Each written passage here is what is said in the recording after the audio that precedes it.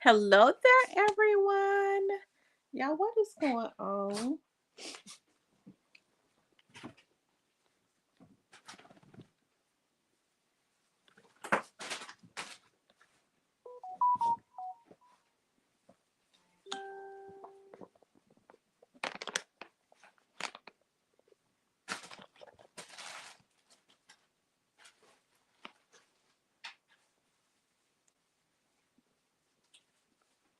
Um, hey, you guys. I see the Black Barbie. I see Mr. Parker. Y'all, what is going on? Y'all, it's cold out there. Hey, plus size baddie, Tierney, Fat Boy the Trucker. I see y'all up in here, Miss Muffin. Miss Muffin, you was right on the dollar about what you said the other day in the members. You sure was right on the money. Jamal, y'all, it's so cold outside. I've been up since 5 o'clock this morning.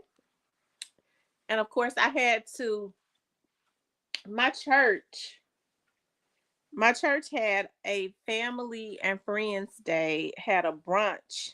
Oh my God, it was so freaking nice.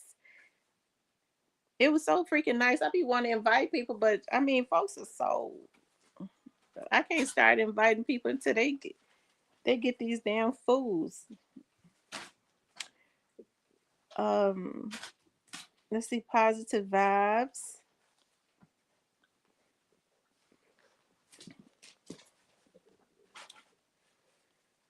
We're gonna have to do another platinum.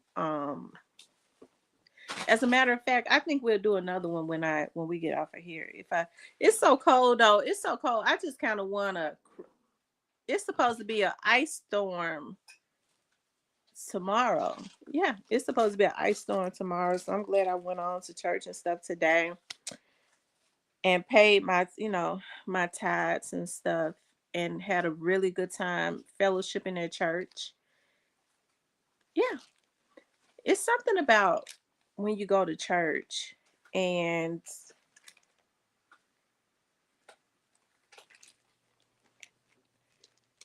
hold on, y'all. Let me see some.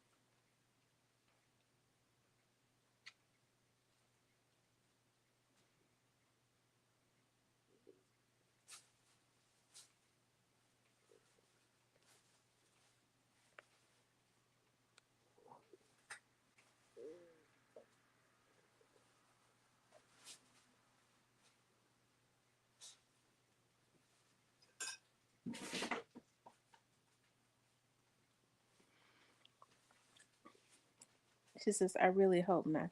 That's what they're saying. I don't know though. The weather is very bipolar for real.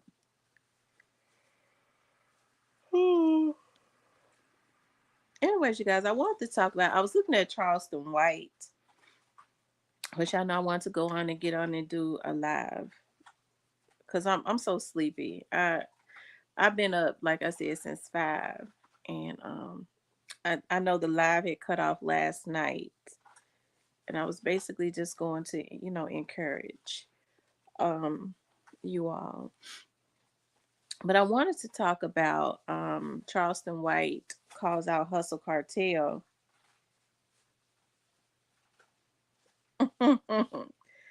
Charleston White is Hustle Cartel and calls out Hustle Cartel and and is the FBI taking down the rappers, the rap industry? Because it seems like that's the route that is going to me because there's so much going on, and we'll get into everything that is going on. But I was looking at Charleston White, and he was talking about Hustle Cartel. And remember now, Charleston White, hey, Edward Potts has he and Finesse has had like um has not had such a good relationship, right? They've been into it and all of that. But in the interview with Say Cheese, Charleston White seems to have been taken up for Finesse. That's why, hey, Miss Nelly. That's why I say, is a lot of this stuff, is it a play or what? Because I saw Hustle Cartel talking about Let's fight in the ring and all of that. Here's the thing that bothers me so much. I don't think that King is better off with Finesse or with Hustle Cartel. I do believe that Finesse had started to grow at some point some type of feelings for King. You know, I think he has started to grow some type of feelings for him. Um yeah. Initially I think it was just about money, but I think he has started to grow some type of feelings for him. Um it says Charleston goes where the wind blows. That's what it looks like, taking down all of them.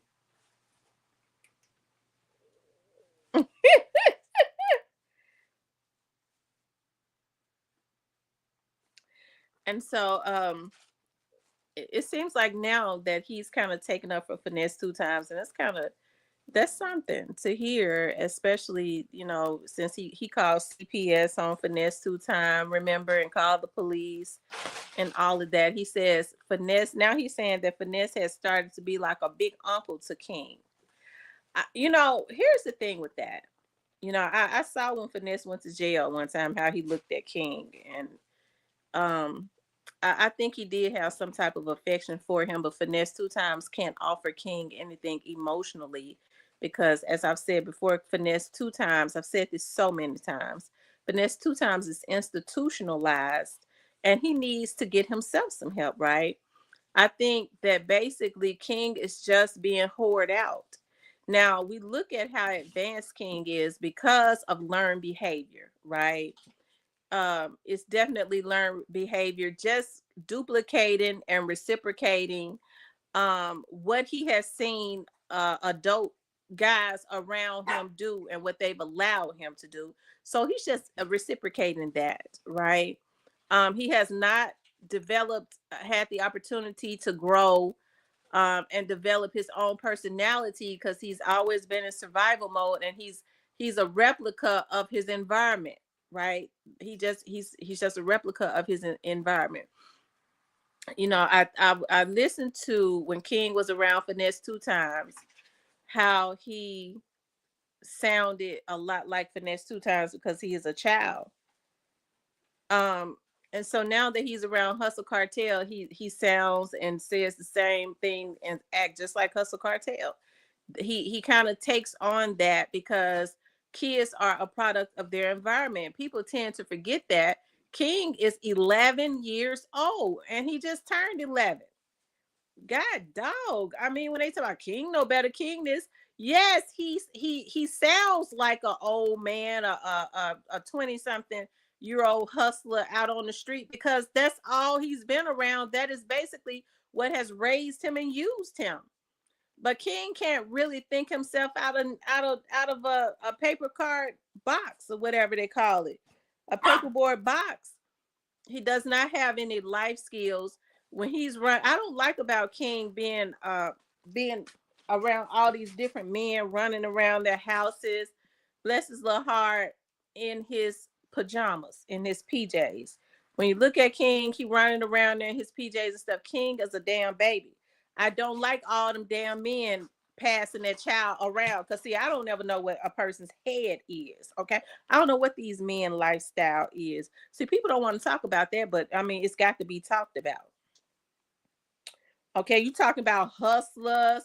They already don't have no issues with whoring them out, and then these men have been in and out of jail their whole life. I don't know what their lifestyle is under the cover. They said King said he got 100K on the fight. I'm willing to bet that Hustle Cartel has not even given King $100,000. Can it count? And so I think the issue with Finesse two times is people started getting involved. And when people started getting involved, I think it forced him to do a lot of those things that he had no intentions on doing. He put him in private school, but I think that only came after people started questioning. I know because I did a video on it. Is King in school? They started calling CPS and all of that. At that time, King was definitely, he felt like King was going to bring him a lot of money. He didn't want to lose him at that point. So it shouldn't have taken people getting involved, whether they was being messy or not, to force you to then prove, look, I put him in private schooling, right? So the thing that kind of bothers me with Finesse two times, even though I think he cared more about him than Hustle Cartel, I think King is just casualty to Hustle Cartel. Him and Finesse is into it. He got King to get back at Finesse two times, right? Real talk with Tamara, because someone has a whole lot of females in their voice, and I'm not being smart. That's all I'm saying.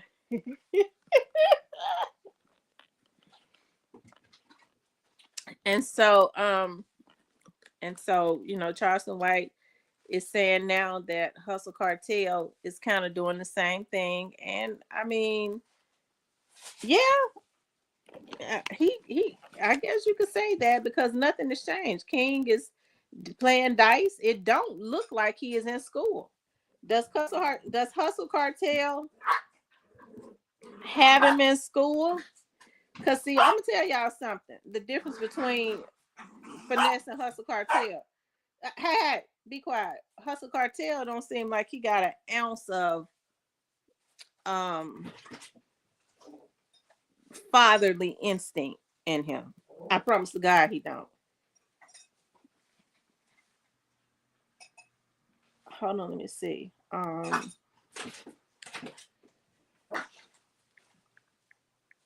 pull it up, Charleston White. Y'all, this weather had me so damn tired. That's why I don't like the cold weather.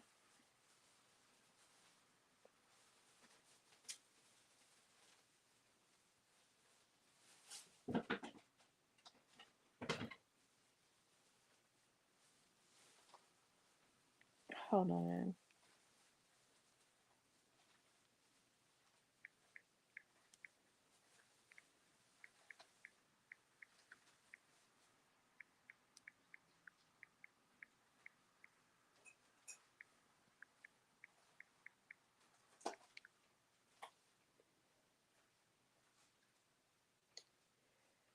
I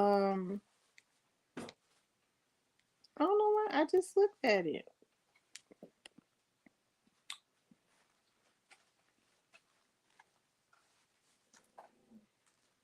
I think this is it. Some of it. You know how many niggas died in a dice game? He got to be a hoe ass nigga. Whoever the Hustle Cartel nigga, he got to be a mob. Because for one, I'm gonna tell you the same thing I told Finesse two times. He ain't supposed to be addressing no grown man, homie. How y'all gonna let this little nigga get on camera? Who takes a 12-year-old and promote street gambling? If you can gamble this good, why you ain't in Vegas hitting millions on them gambling tables in Vegas? I see how he's stacking the dice and sliding them. Man, that's old game. He's spreading the money out, nigga, on the lame people. He's stacking the dice. My nigga Big C, may God rest his soul. My nigga Big C slid dice on us for 20 years. If you really got to help that little, don't let him come on here and try to downplay and shame somebody who really tried to help him. Put him in his position for you to meet him. You exploiting him too, but from what I heard, Hustle Gang and Finesse gotta be. I'm gonna say this. Okay. You know how many niggas. So now Charleston White is saying Finesse was trying to help him. He wasn't saying that before. But hey, I think once the people started getting on Finesse two times tail, he had to, because see, Finesse is on paper. He's on paper. So I think he had to make some type of improvement, because he probably could have ended up going back to the pen or something like that. So, Hustle Cartel is talking about he wanna box Charleston White. Now,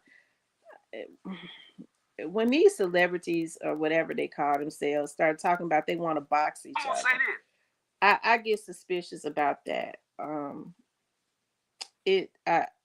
I think that's straight, just want some publicity. I think that's what it is. I'm trying to get back to.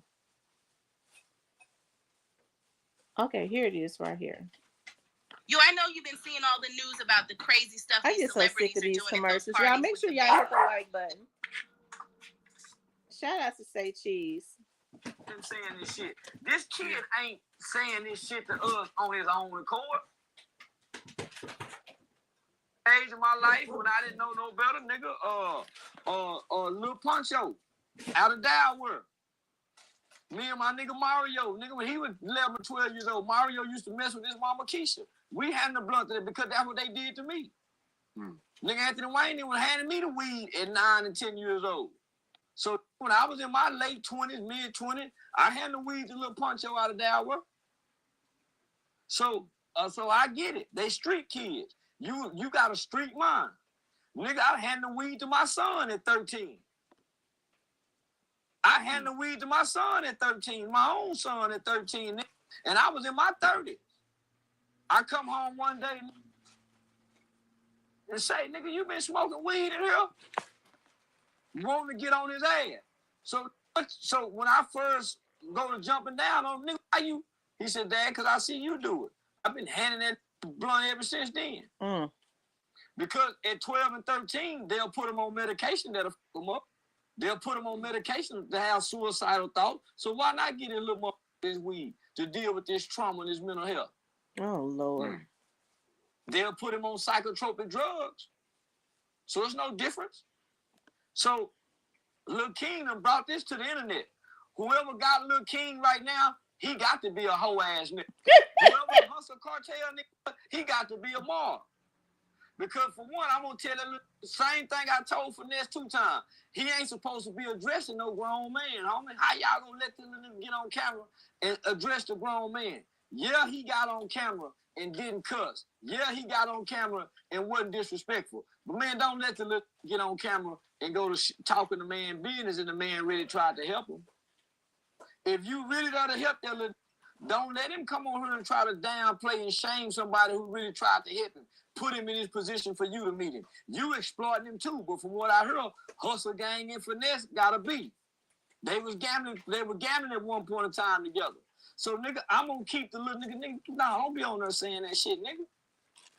Oh, Finesse and them was in a high-speed chase, and they could at least, they didn't think to put King or Kid was in the car. Now you wanna be a kid, little kid. Now you want to be a kid when you snitching and telling the man business that can possibly get him back in jail. So before this hit the fan, me and Finesse talk. What's up, the hitter? Sense, What's up, Peacock? G Money. Now King in videos showing guns. You never saw none of that with Finesse. Ricky wasn't having none of that. I'm gonna call him Uncle Ricky because he was playing big unk to him. So Uncle Ricky wasn't letting him show gun, play like he was popping pills. Now he got video, whether it's canned or not. Perception is reality. It is. So whoever this hustle gang nigga, hustle cartel nigga, he must be a mark, homie. This nigga got to be a hoe. Wait a minute, y'all. I gotta stop it right there. I'm gonna play it back. Was I the only person that saw how Finesse and how Charleston White was going there, Finesse saying he wasn't no good for King and Finesse shouldn't have had King. Now he Uncle Ricky. I wonder what's going on. Lord have mercy. Let's continue on. Let him get on her and play snitch. Cause that let you know if you ever get in trouble, he go tell. King go tell. So King need to get out the streets right now. And let me just say this. Who takes a 12-year-old and promotes street gambling? If you can gamble this good, why you ain't in Vegas hitting millions on them gambling tables in Vegas?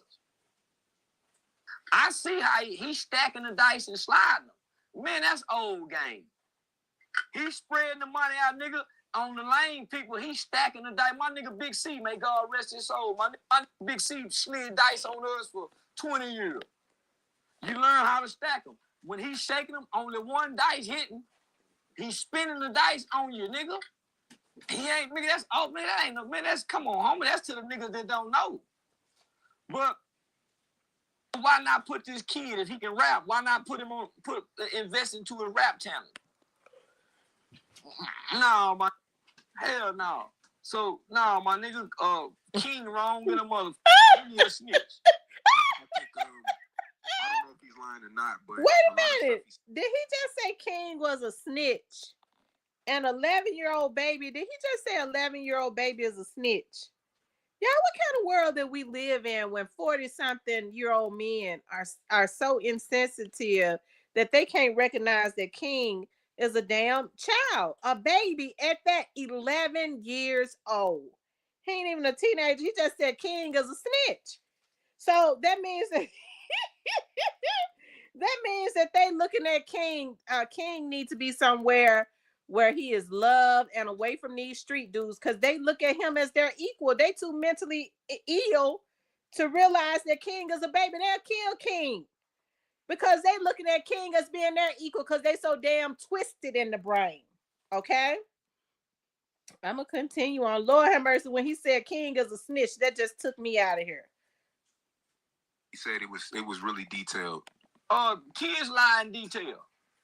Yeah, man, why? Who business is it that he done come run out? He done ran out with 100 pounds. How he know? He done ran out with 100 bowls. He took you to mob time. Homie, so it's a grown person got him saying this shit. This kid ain't saying this shit to us on his own accord. It's a grown person with a key in his back. Got this little nigga on camera snitching, talking Fed talk. Oh my God. Really want to take the stand on. Nah, my kid ain't even supposed to be speaking on that. If you go gamble with him, gamble with him. But my nigga, Finesse told you the little nigga lord of money. Most poor children who come off the streets with no mama, no daddy, come on, my nigga. It's lord to money. So this kid is lord to the person that's dangling the money out in front of him. That's what he doing. So he done jumped. Like a little choosy hoe. You know, like a hoe. Man, this hoe going from the next pimp to the next pimp to the next. He like a little hoe. He said he ain't selling pussy. He got an image. He want to be on the internet and be more than what he is. But there's only so much a kid can do on the internet when they say you got to be 18 to be on here. Especially displaying what you displaying as a kid. So I'm going to say this. So he just said King is like a little hoe, but most children King's age is ambitious. I can't believe that Charleston White is so insensitive. But then he just did say that he gave his son weed at 13 years old, and 13 years old is a baby. Good God Almighty! You know how many niggas die at a dice game? A lot. A lot. So why evoke this kid in this? You know how many get into it? It's weed smoke. So nigga, why bring this kid in this environment and then try to criticize a man who really tried to help him? That goes to show you can't try to help everybody, my nigga. The same people you try to help gonna be the one to bite your motherfucking hand. And that's what done happened. He really tried to help that kid, my nigga. Because when I called CPS really got involved. And because they was... You like to smell good? Do you have a lot of those luxury fragrances that be real expensive? Me neither. Let me tell you what I do have though. Was able to talk to Finesse and see that this kid was possibly in a better situation. Yeah, he gonna hurt me with me and my bitch squabbling. Whether I slap across her head or kick in her ass. Yeah, he gonna hurt me. Nigga. Don't our kids hear when we squabbling with our... Yeah, come on, homie, so you gonna hear this as a child. Oh my God. With your own parents. So, homie, whether he detailed or not, whatever grown person he over here with, they the one wrong, my nigga. Because they want to get back in Finesse. Yeah, they want to get back in Finesse, my nigga. So, I don't think no kid should be gambling no motherfucking word with grown people. And there's plenty of videos of this kid gambling with grown people. It's guns, it's drugs, and it's alcohol around. Why introduce the young nigga to this environment and try to act like Finesse did? Nigga, you doing the same thing Finesse was doing, but at least Finesse had him in school. At least we heard a teacher say, "Hey, King is doing better." Nigga, I was disappointed when I realized the little motherfucker could read. I wanted him to be a little retarded little boy. And that black teacher got online at one time, said he's improving, his grades are doing good. Y'all folded him on like a hater, little boy. And I don't like King. I don't like King. You don't like him. Well, he a tattletale. And he trying to play street. He trying to play grown. He don't want to stay in the kid's place. You're a mother kid. You're a mother kid that want to play street, want to play gangster, and nigga, you come talking like this online. Homie, every grown person around him is wrong for allowing him, nigga, to bite a hand that once fed him. No loyalty. No loyalty, my nigga. But he a kid in the middle of two grown niggas disagreement or beef. Mm. And the nigga over here, nigga, he ain't showing a better situation. King said, I done made $100,000 since I've been, nigga, you been showing all the money you got.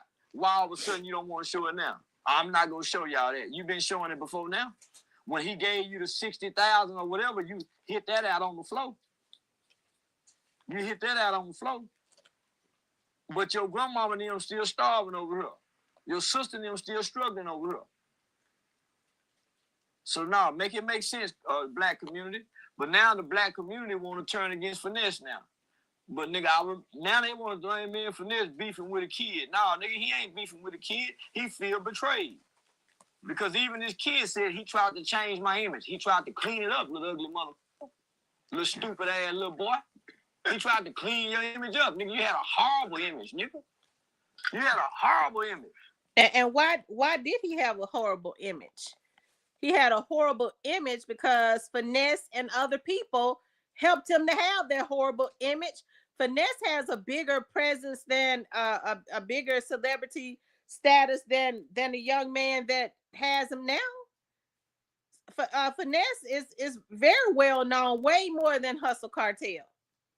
So, you know, he tried to clean him up, but it's hard when you've helped this person with this learned behavior. He was already out in the street, but when he got with Finesse is a star.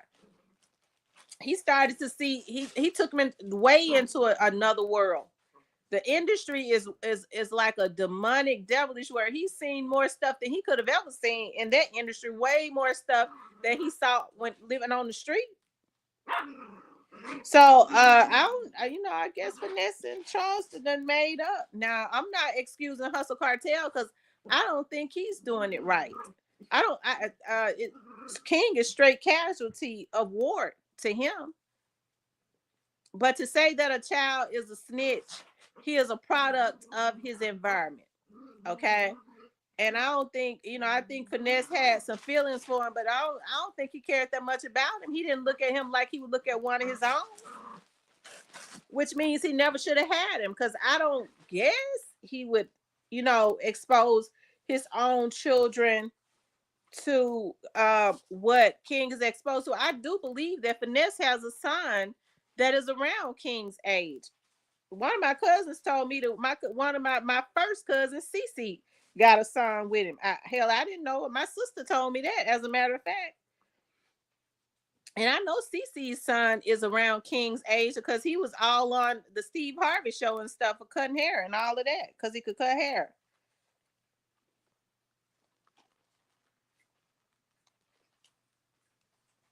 So I know Cece ain't gonna allow her son to be exposed to anything like that, because my auntie ain't going for it. Cece is not going for it, right? So if he could allow King to be exposed for something like that, then he really shouldn't be with him, because he does not look at King. See, one of the things that when my kids was growing up, hey, Steel Case, and they would have slumber parties and stuff, I would always tell the parents when they left them, I'm going to treat them exactly as I would treat my very own children. And that's what I did. Okay. And that's exactly what I did. I made sure that they ate, they was protected, they mind. I didn't have people coming in and out of my house all over them. No, that was not get ready to happen. Okay. So if you got a child living in your house and you're not protecting them and you're protective of your own children, and you're not protecting them as you would protect your very own kids, you shouldn't have them. So like I said, King is being exploited. I wish that he could be with a family that truly cared about him. I do. I wish he could be with a family that truly cared about him. But King would have to get into so much counseling because he's seen so much, but he's still a baby. It could be everything that he has seen, everything that's going on in his life now, his mentality, it can be reversed. If somebody got a hold to him now and really put him in a caring, loving home, it could be everything could be reversed because he's just 11 years old. They talk like this boy is in his damn 20s. And so, you know, when I think about King, I think about years ago, and I'm sure some people from Chicago would remember this, whereas there was an 11-year-old boy that was in a gang named Yummy. That's what they called him, Yummy, because he loved to eat cookies. And they popped him in the back of his head, his own gang members, because he had a gun. He went and killed a girl that was getting ready to graduate high school, and it brought so much attention to the gang. They tricked him like they was going to take him to the store to get him some cookies, and they popped him in the back of his head. His own gang members. They could not identify. First of all, it was learned behavior because I'm sure they were the ones that gave him that gun and taught him everything that they taught him. Yep, Yummy Sandiford, and taught him everything that they taught him. And then they turned around and took him down. They didn't look at him as being a child that they had taught that bad behavior. And we see now, just listening to Charleston White, that they don't see King as he said King is a snitch. He talking like King is a grown man. All kids tell. And here's another thing too, you know, that I don't like. I have to watch people, and now I'm getting ready to get deep, okay? Because I feel one coming on. Y'all know I get madder than I get mad as hell. Okay. When they sit up and talk about King ain't got no business, he a child, he don't have no business speaking about what adults do. I can't stand a motherfucker like that. That's a goddamn predator. Okay. I see people, especially men, that say stuff like that. You have to watch them as a predator. Because let me tell you something. Back in the olden days, you hear a lot of men and women that's got a lot of trauma because you know, they was told that whatever happens, you say nothing. If it's an adult, you comply, you don't reject it, you don't resist it, and you better not tell. That's how so many people were able to be molested and sexually assaulted by their very own family members. Let me tell you something. I had a great auntie, and I remember her. She died in 2000. Okay, and she was so fun. She was a funny person, but she had a lot of trauma. My great grandmother's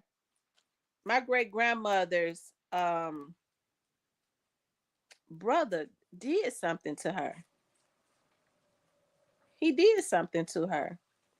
And because they was taught that you don't tell, because my great grandmother would have killed him. She was mean as hell.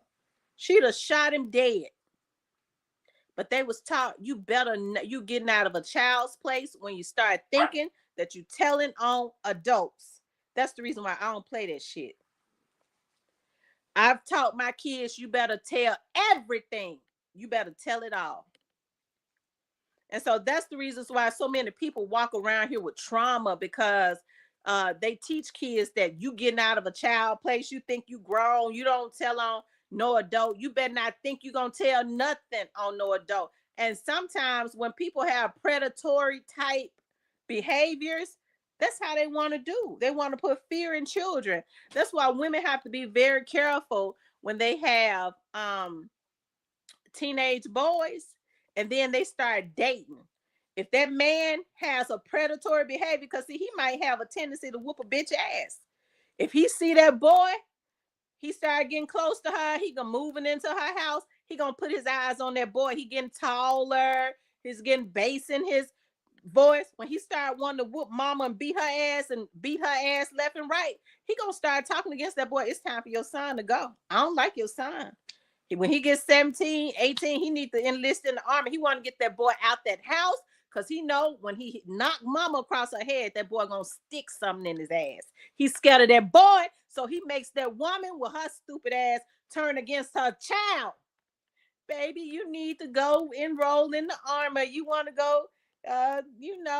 June said you talking back to him. You eating his food. Maybe you just need to go stay with your daddy. Lady, he trying to get that boy out that house because he's scared of that boy. And then when the boy leave, that's when the ass whipping start. Okay. So you have to be very, because he see that man beating his mama. He liable to go get that pistol or he gonna go get that knife. He ain't gonna be able to whoop that boy. He ain't got the wind to whoop a teenage boy. Okay. Most men that beat women sissified anyways. They ain't gonna fight no man. And they sure can't do nothing with a strong teenage boy. What's up, Blackwood News? What's going on out in the streets? He said, and we live. What's going on out in the streets, Blackwood News? Are they out there cutting up? What happened over there? Well, I'm going to do a story on it.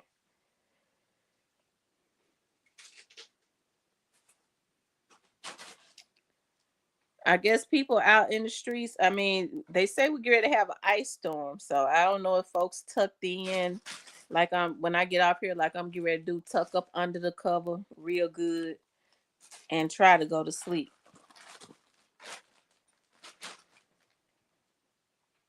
He said, no, it's slow motion right now. Well, I think people, the news said it's going to be an ice storm. So I think people trying to get into the stores, because when I went into the stores, everybody was in the stores, called themselves stocking up on water and all types of stuff, talking about the ice storm.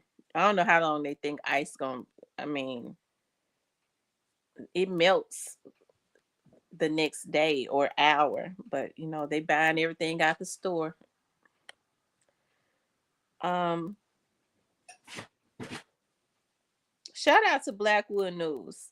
That's the voice of the city of Memphis right there. And I see Blackwood News be all down there in New Orleans and he stay in New Orleans and stuff all the time. But shoot, he bees on the scene. Okay. He bees on the block. Okay, right? He get there before the news media gets there. So they have to go to him for coverage and ask him questions and stuff, because the people feel more comfortable talking to him. So shout out to Blackwood News, a black man out there doing his thing. And I love it. I love it. I love to see that. And I ask God to keep him safe in the midst of all of the craziness out there, traveling grace, getting to where you're getting. God send his warring angels to protect you from the damn fools that's out there.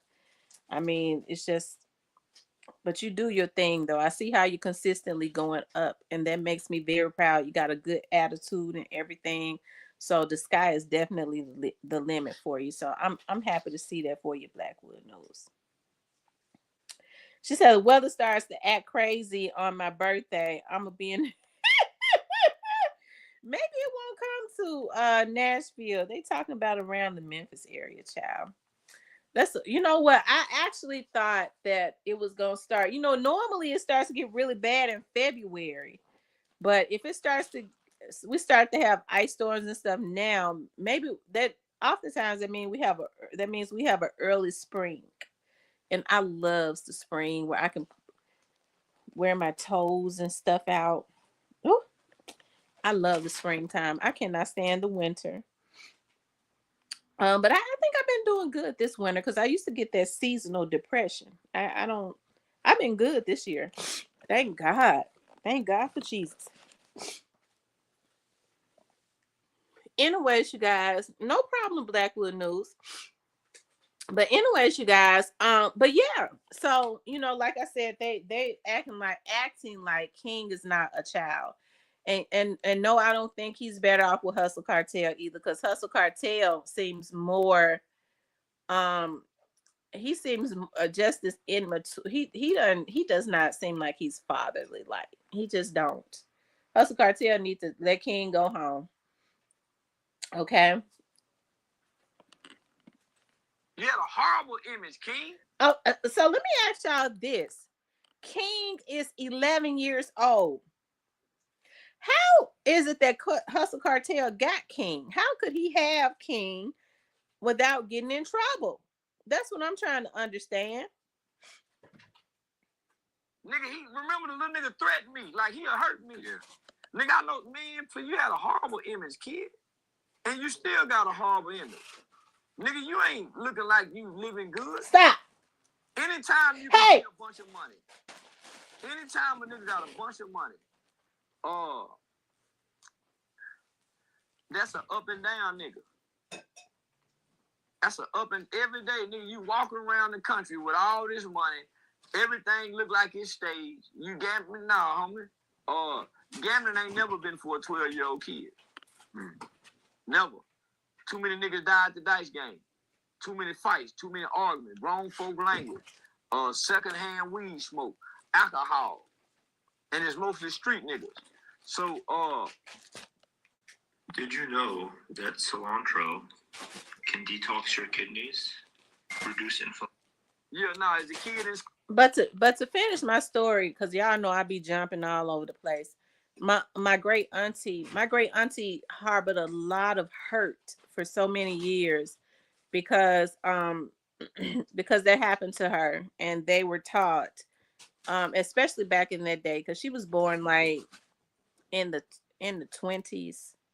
Back in that day, you know, you was taught they was taught that you don't tell on adults. You don't. Anytime you call yourself gonna tell something that an adult did, you was trying to be grown and all of that.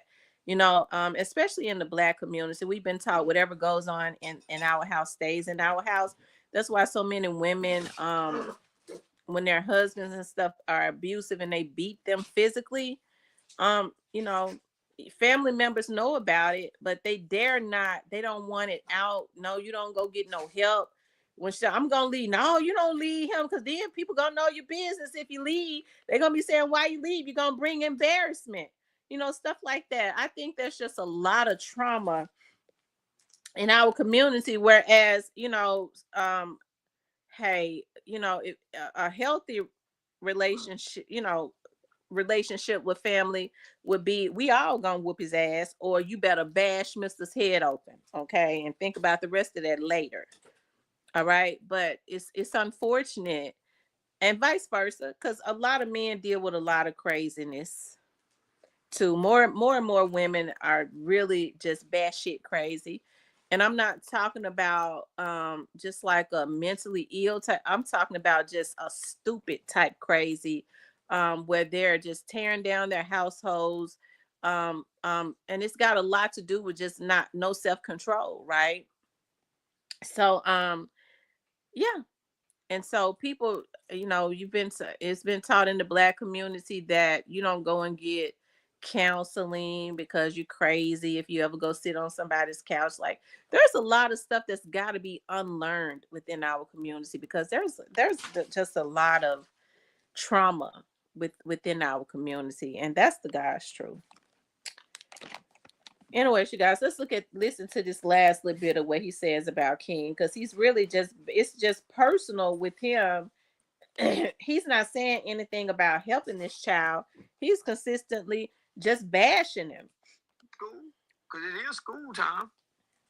Finesse said he left with a stranger. He don't even know that nigga. He don't even know that nigga. Now this nigga got him in an empty house. He got him in an empty house, showing money with a Christmas tree in Christmas pajamas. Man, I think everybody playing. Yeah, I think everybody full of shit and playing, my nigga. Because if you really care about this kid, why wouldn't you clean his image up? Nah, I been seeing people in the comments talking about, man, King gonna be he gonna be a hell of a little nigga. He gonna be a snitch. Come on over here with me, King. Let me tell you. Let me show you how to really tell. Yeah. You gonna be a good mother. Police. Oh yeah, I wanted to cover that situation with Royce Reed. You right now. They went on a high-speed chase with me in the car. Man, stop lying, nigga. Cause why they ain't go back and get this? The police get license plate numbers, all kind of shit, and they don't quit chasing you. They didn't think that the king was in the car. You playing grown, little nigga. Which one it is? You want to be grown or you want to be a kid? But if you want to be a gambler, nigga, you know the codes. Yeah, you ain't supposed to speak on what you done seen. Yeah. It's So, very yeah, unfortunate, man, yeah, because fuck that little long head motherfucker. I don't like that nigga. it's unfortunate because I mean, Finesse even after all the backlash he got for taking him under his wing, he still did it and still got the short end of the stick. Nigga, I really called CPS on that nigga. I really filed a CPS complaint against Finesse when he first got there. So I know for a fact CPS went out there to talk, at least had to respond to the allegations. So he got cleared through that. And you really saw Finesse trying to add structure to this kid's life, making him a kid. So you hear Finesse, nigga, Finesse really hurt. You can tell he hurt, homie. He said King started being disrespectful. Now, who want to keep helping a disrespectful kid? Who want to keep trying to do something for it? He said King started disrespecting the people in the house. You don't, how you gonna come online and say when you be cheating on Sugar, she be at home crying? Man, shut your bitch ass up, look. Shut your ass up. Little old ass nigga, man. But nah, homie, so Finesse say, man, start being disrespectful. So I already know if he talking like this, I can only get out of that. He being disrespectful in the house. So man, yeah, now it's time because at some point you gotta add some structure and you gotta include discipline. Now discipline might not be putting your hands on them, but nigga, you gotta discipline. Take something. You can't do this. You can't do that. You can't do this. Oh, he hating on money bag, yo. Now you being like your mess ass mama, nigga, your mess ass sister now. Now you trying to cause beef between me and money bag, yo, like a messy little mob top. And yeah, mob, you a messy little hoe. So that little homie, that little go bite every hand and feed him. He go bite this hustle cart. He go bite every hand and feed him because even when your mom. You know, I think it's sad that well, I mean, Charleston White says things for shock value anyway. So a lot of what he says, hold on, y'all. I'm gonna whoop y'all ass. A lot of what he says is for shock value.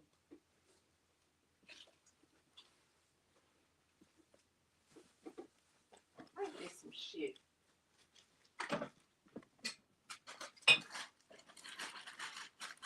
I'm gonna get y'all. Hold on, y'all.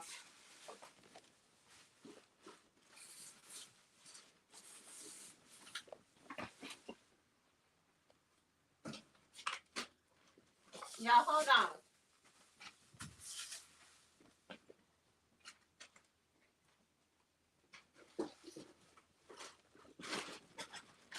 Move. Shit.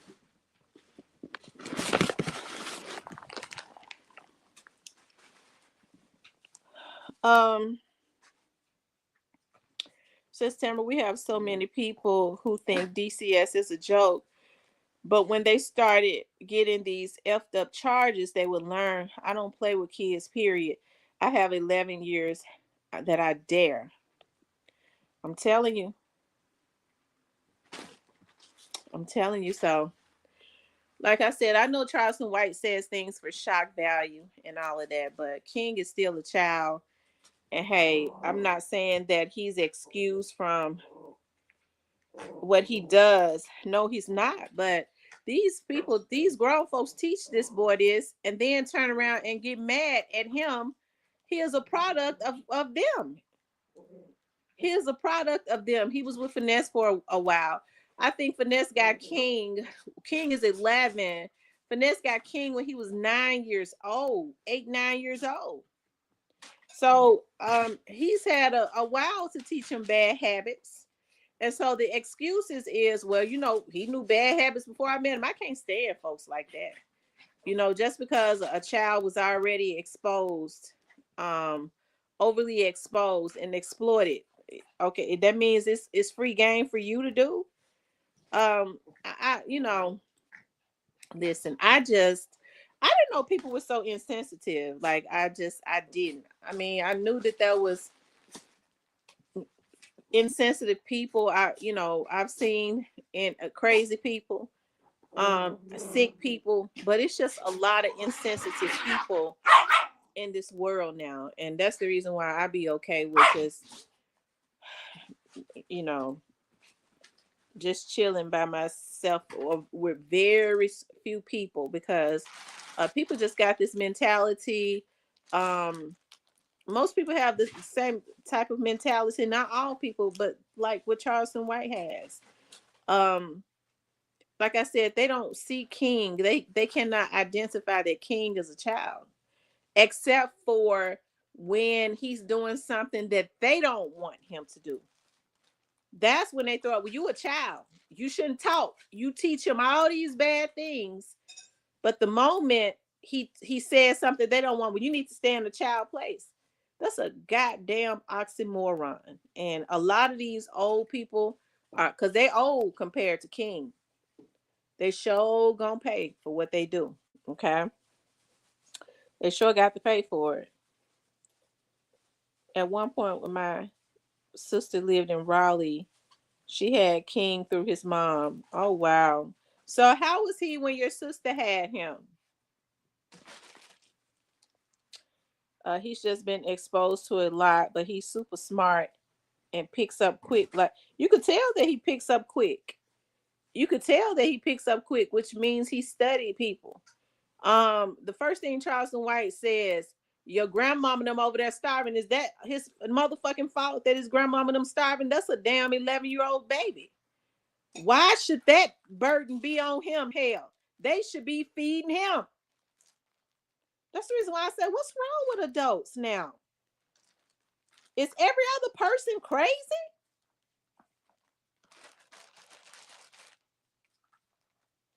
It's his fault that if his grandma and them starving, hell, I mean, that's an 11-year-old boy. Why should he have to carry that burden of who eats and who don't eat? Somebody's supposed to be feeding him. And he around a bunch of damn men that's exploiting him for money and views.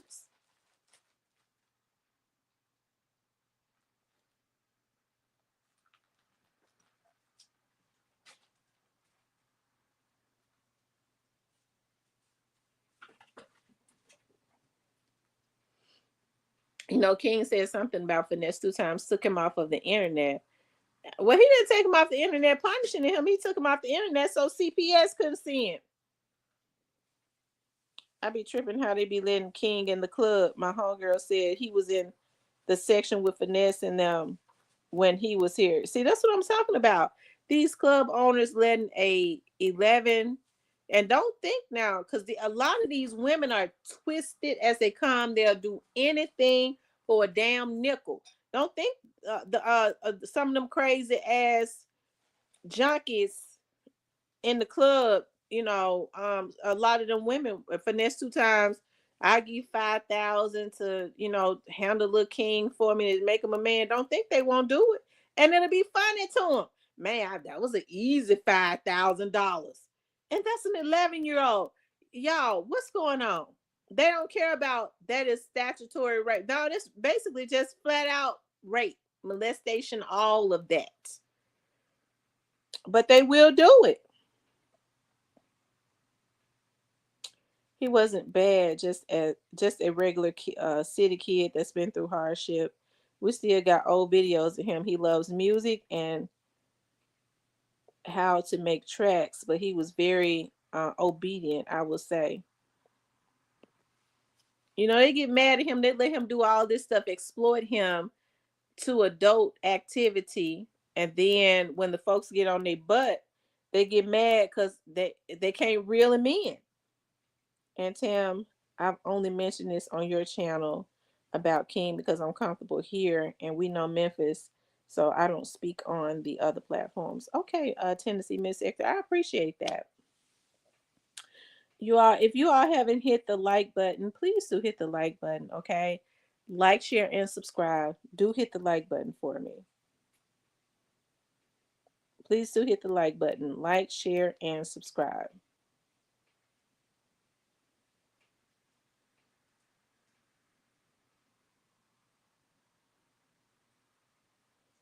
When did we start auctioning kids off to the highest bidder?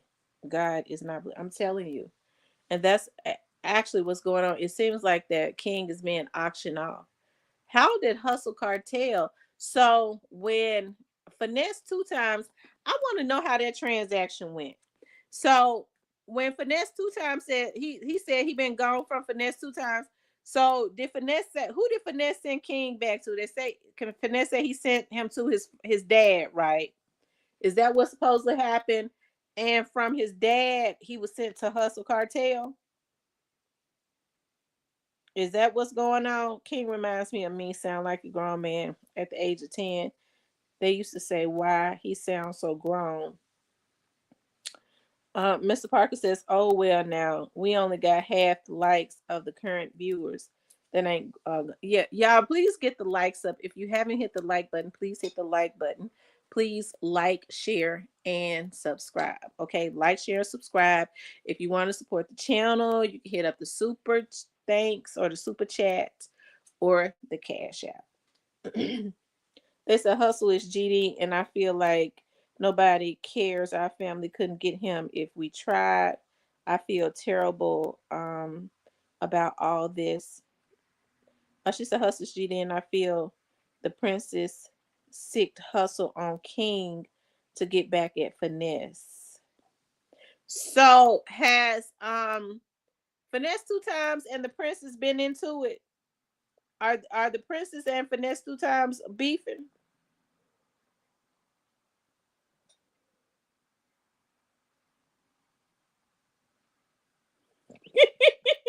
That's true, real. That's so true. He said 5,000. They'll do it for 200. You sure right. You sure right. G Money says they got a little beef going, but it's behind the scenes. Oh, okay. Oh, wow. Well, Finesse needs to be careful. They might have a lot to do with what's going on because Finesse was blazing when he first got out. It seems like his popularity has gone down quite a bit. Now I hear people say that Finesse has a hot album, and I'm not surprised by that because he's a really a talented rapper. But Finesse 2 times popularity has gone all the way down. You don't hear people talking about his album, even though people say that it's hot, it don't seem like it got the promotion that it should have got. You don't really hear people talking about Finesse 2 times anymore, not unless it's some controversy.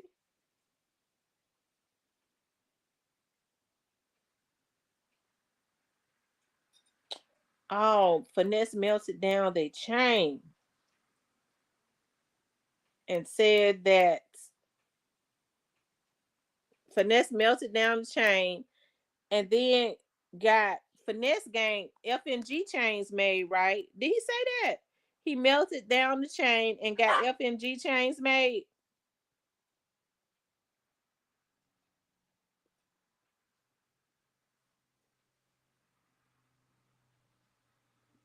They said hustle ain't no GD sporting all that black and red.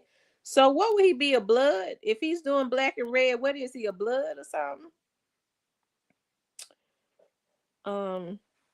You all make sure y'all hit the like button for me. Like, share, and subscribe. Y'all run the likes all the way up. Run them all the way up. Oh, okay, he will be a vice lord. Okay.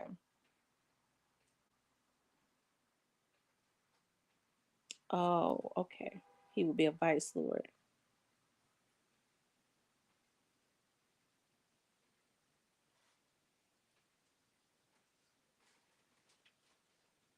Mm, mm, mm.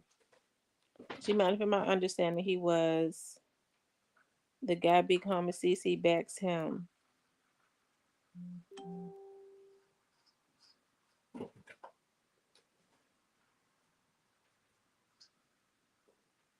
She said vice lords do disguise themselves. He said, thank God for growth and deliverance. Fat Boy, did you used to be a vice lord? So, anyways, you guys, I wanted to talk about also is the FBI taking down rappers. Um, I mean, it's like right there before our eyes. And I don't think that the FBI is just I don't think that the FBI is just trying to pick on rappers. I think a lot of rappers have made themselves targets based on a lot of the stupidity. You used to hear rappers say that they wanted to get into the industry to make money. They wanted to get into entertainment to make money so that they could take care, so that they could get out of the street, so that they can take care of their family and their children and their family. But now what happens is a lot of these guys get into the industry, and once they start making money, they feel like now I can start getting bigger shipments. It's almost like it's something going on in their brain.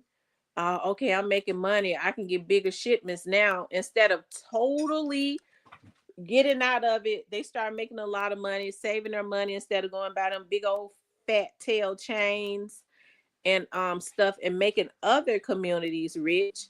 They ain't got to have them big old fat tail chains. Clicking, clicker, clicker, clack, clack, clack, clack. I wouldn't even want to know my neck that clack like that. Talking about I paid 250,000 for it, and it's just a clacking. Okay, that means it's something ain't right, like some tin cans or something. And so but it seems like to me they get into the industry so that they can buy more guns for their gang members. They do like the totally opposite of what they say they getting into the industry for, and then they become a real big fool with money. Okay, I always say this: a fool is a fool, but a fool with money is real dangerous. Okay, and so they become a real big fool, and they just get deeper into the crime life instead of trying to get out of it, instead of just getting out of it. Because what's the reason for being in it? You said that you was standing on you claimed that you was standing on the corner all day selling dope or whatever. So now you don't have to do that. I guess now it's an ego thing. You get gratification out of buying bigger shipments and getting other little dudes. Yeah, I got a little dude selling for me, and you think the folks ain't gonna come and get you. So a lot of what go on with these damn rappers, I can't feel sorry for them because they stupid. Okay, you just plain stupid. After the golden era of rap is mostly trash, and that's so true. I be listening to I love listening to certain music. Okay, listen, it makes me feel so good. I think about now, when was the last time that they truly like put out a love song? Okay, we living off of the past as it relates to love songs, right? From like the 70s and the 80s and the early 90s, because anything after like 95 is garbage. They don't even talk about making love and love songs anymore. You know why? Because I mean they don't want to promote the love energy. It's break a nigga, break him, sell your coochie. The see the what's the name of that group that Puffy's girlfriend used to be in, Miami Young? What was the name of that group that she was in? The City Girls or something. And I used to, my cousins used to play that song, and I found myself bopping my head to it. The richer the nigga, the wetter the pee get. I like the beat of it. The richer the nigga, the wetter the, but that's the type of stuff that they like to promote in our community. They're not trying to promote love and family structure and all of that. Like, I think I've talked about this before. I'm so obsessed. I'm so obsessed with looking at like older documentaries from like the 50s and the 60s and the early 70s where they show the black family structure. It has not been promoted in so long. They really started tearing up, and I was old enough to see it with my own eyes around 1985, even though I was a little girl. When they was um when crack was incorporated into our communities, and the only thing that saved a lot of kids at that time was that they had a grandmother, an old-fashioned grandmother, who would then start raising the kids and taught them some type of structure when mama and daddy got strung out on crack. But now, I mean, like I said before, mama 12, grandmama 20, and great grandmama 30. That's what's going on. Mama 12, grandmama 20, and great grandmama 30. Okay, that's what's going on in this new area. Okay, yeah, hell, that's what's going on. And so it's a lot of generational curses. And when we start getting leaders and stuff put in place, they don't want to teach about that. All they want to do is finesse our community so that they can keep their hands, their palms greased, and their pockets fat. That's it. That's all. And so our community continues to suffer. But like I said, even in the country music, I done went to listen to the country music now. If I want to hear something about love of a man and a woman, okay, because I'm gonna tell y'all something. I don't mean no harm. Hey, Miss Nunu. Let me tell y'all something. I love Coach Purses, right? But I'm getting away from Coach Purses. I'm gonna tell you why I'm getting away from Coach Purses. Because every time now I go on the Coach website, and I started looking at the purses. They have models and stuff on there because I like to see how big the purses are. I like big purses. It's always a man that's modeling the purse. It's not a woman carrying the purse. It's a man. It's a man modeling a female pocketbook. And I don't mean no harm. I ain't got nothing against nobody, but I just feel this way. I don't. I see what's going on, and so I ain't gonna be able to buy Coach purses no more. Hell, I guess I'll go to the damn Goodwill and get me a damn purse, a damn straw purse, and be through with it. Okay. And he says I'm still bumping TGT album Fire. I do too, cause I can't afford it. I can't afford it. They got some new releases out. And my sister was like, Coach got some new releases out. She said that when we was at church today. I said, for real? I couldn't wait. I was sitting in church. I hurry up and went to the new releases. The first thing, on every one of them, I saw boys carrying, modeling the purses. So, I said that to say this. This is what, and I don't want nobody to be offended because I don't look down on anybody that's from the LGQTB or whatever community. I don't. I love everybody the same. I love who love me. I respect who respect me. But I just kind of see what they're doing as it relates to our community, and everybody is too scared to say anything. There was no way in the world that, regardless to what you identify as, there was no way in the world that men should have been allowed to start going into women's restrooms because they identified as being a woman, but that yet they still had a Woody Woodpecker. Um, it's just too much that goes on, and for some reason it affects our community way more than it affects anybody else community. And I guess it's because of trauma and poverty. The other folks might have trauma, but they got some money. Ours, we traumatized and broke. Okay. My dad used to tell me, it tickled me so bad. He used to say, it ain't good to be broke and arrogant. Okay. He said, if you're gonna be one, you can't be the other one. I said, okay, I remember that, Dad. Broke and arrogant. So when I'm broke, I be real nice. Okay. Edward says, not a Woody Woodpecker. They still got a Woody Woodpecker. Okay.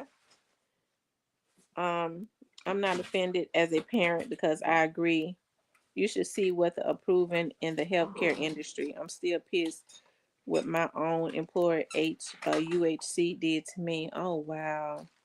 Well, I think that's not. I know that they was putting it in the healthcare plan that they can go and get their Woody Woodpecker chopped off. I mean, I think that but I think Trump is stopping that. Kids, if they felt like they wanted to be a girl, they can go and get their little Woody Woodpecker cut off. They had introduced that in the healthcare. That's why healthcare done went up so much because those surgeries cost a lot. But I think Trump is going to reverse that or has stopped it or something like that. So yes, they approve a lot in the healthcare field. Whew, I work at hospital down here.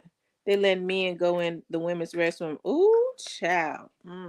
I'm going to listen. I hope I never see it because I'm going to act a damn fool. I already know I'm going to act a fool.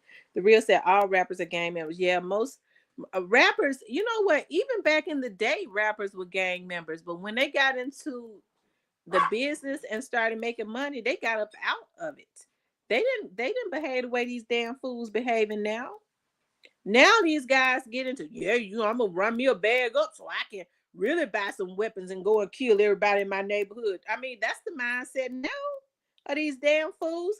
They get $50,000 is a lot of money. So you gonna make $50,000 and you go buy, they go lease because they can't buy it. They go lease a car that they know they're not gonna be able to afford. Okay. They go and they go get an Airbnb. They ain't trying to buy no house. They go get an Airbnb and they take the rest of it and go and buy a chain, a diamond chain to put on their neck, and their ass is back broke again. But they could have took their money and invested it into some type of real estate, bought their very first property, and it could have been creating wealth for years and years and years. But they don't think like that. Then with the rest of it, after they finish doing all that, they might have, like Straight Drop said, he has $7,000 left. They might have $7,000 left, and they'll go buy some guns. I'm gonna buy a little bro a gun. They go on the street and buy a little bro a gun. We're gonna buy a chopper. Get a little bro a chopper. He might hit her, and then they don't get a chance to go make no more money because the feds men and got them by that time. I mean, they just stupid as hell. So we can get mad at the federal government and the police all day, but these boys basically go jump in the back of the police car and say, "Take me to jail." They basically beg the feds, "Please indict me. I'm the biggest damn fool that ever was born. Indict me." Because all this stuff they do it out in the open. They beg the folks, "Indict me. Please indict me." I guess because they want to be in the jail with the men. Snoozy Cake says it's not even men funny, but Mr. Parker, Don Tripp got some fire love songs. I never heard of Don Tripp. I'm gonna have to listen to Don Tripp. Is that like a new person, a new artist? Snoop was the first real gangbanger rapper. Yeah, he was one of the first to be crip walking and all of that. I think you're right. Wearing all the blue and stuff. Snoop don't wear blue no more, do he? He don't even wear that blue stuff no more, do he? He made sure he represented for the Crips nationwide, didn't it?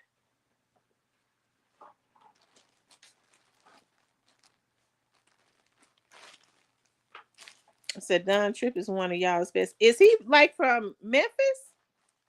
Is Don Tripp from Memphis?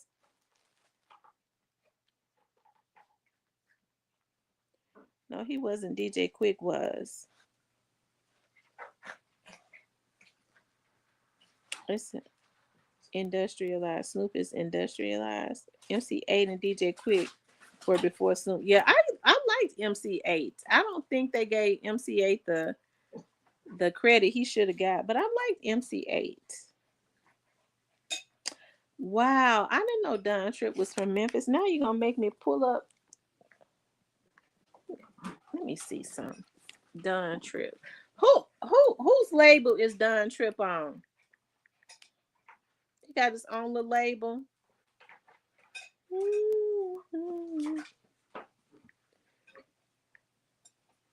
Yeah, I got a taste for an egg sandwich. He's independent. Okay, let me see. Let me listen to some of this. Long live the dream that brought you here. Long live your driven spirit to get ahead. Long live the small dreams that.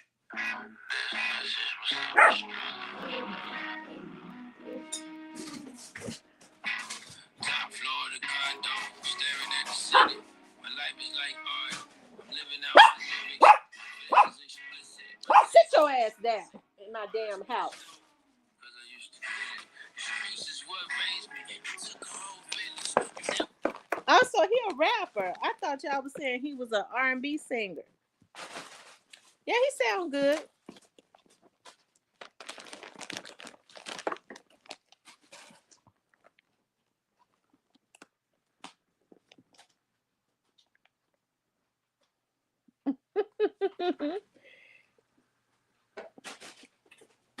Don Trio is the next great thing.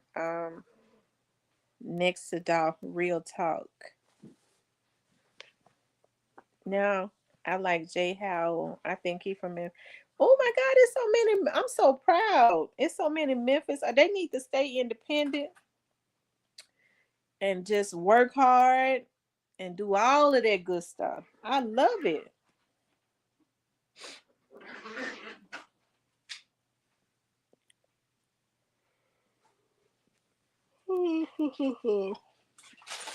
Y'all, I think I want an egg sandwich. I'm gonna tell y'all why. I saw them make an egg sandwich on a YouTube channel, and they did it a certain way. They took the lettuce and I love the iceberg lettuce. Is it the iceberg lettuce? No, it's the other lettuce that I like. And they chopped the egg up real good and laid it out on the lettuce. Put some more stuff in it and rolled it up. Pull up Tyree Thompson. Okay.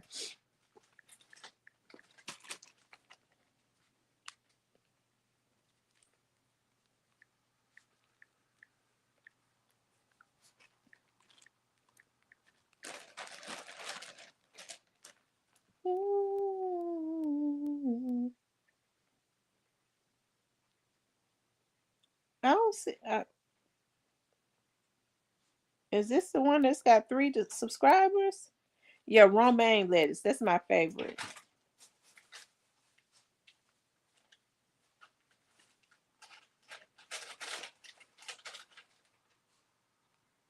Oh Lord have mercy. She came up. Y'all gonna make me go listen to some Betty Wright.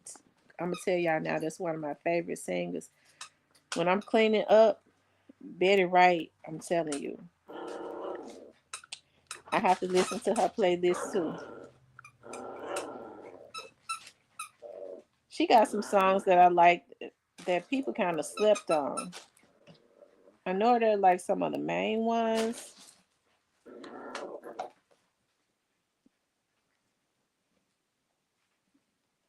That people like. But she got some like this one, Thank You for the Many Things You've Done. I could listen to that one over and over and over and over and over. Tyree, Real Love, Pull It Up. Larry June is making the best rap out now. He raps about health, investing, and staying positive in the game. Yes, can't go wrong with Miss Betty. You said Tyree. Real Love. Let's see.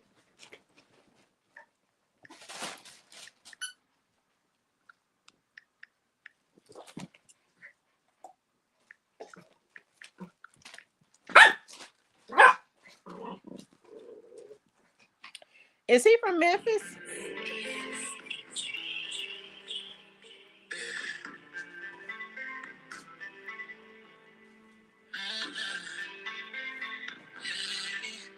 Is he from Memphis?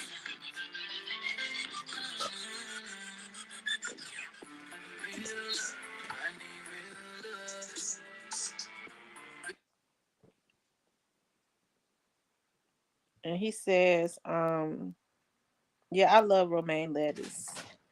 I can make a burger, like a turkey burger, and put everything I want on it and then wrap it in romaine lettuce without bread.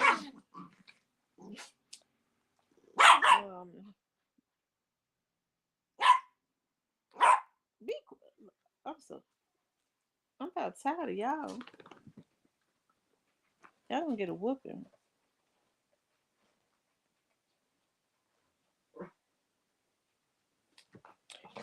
I remember Jack Weiss. He sounded like August Alena or August Alsina. Larry June.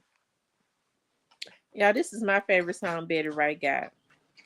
Addiction is isolating. I'm gonna have to take it out. Like no one understands. Yeah, a lot of people sleep on Tammy Terrell.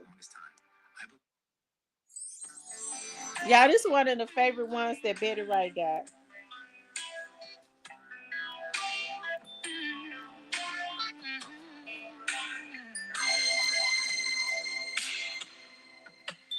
I have so much to say, but in the least most simple way, I love you.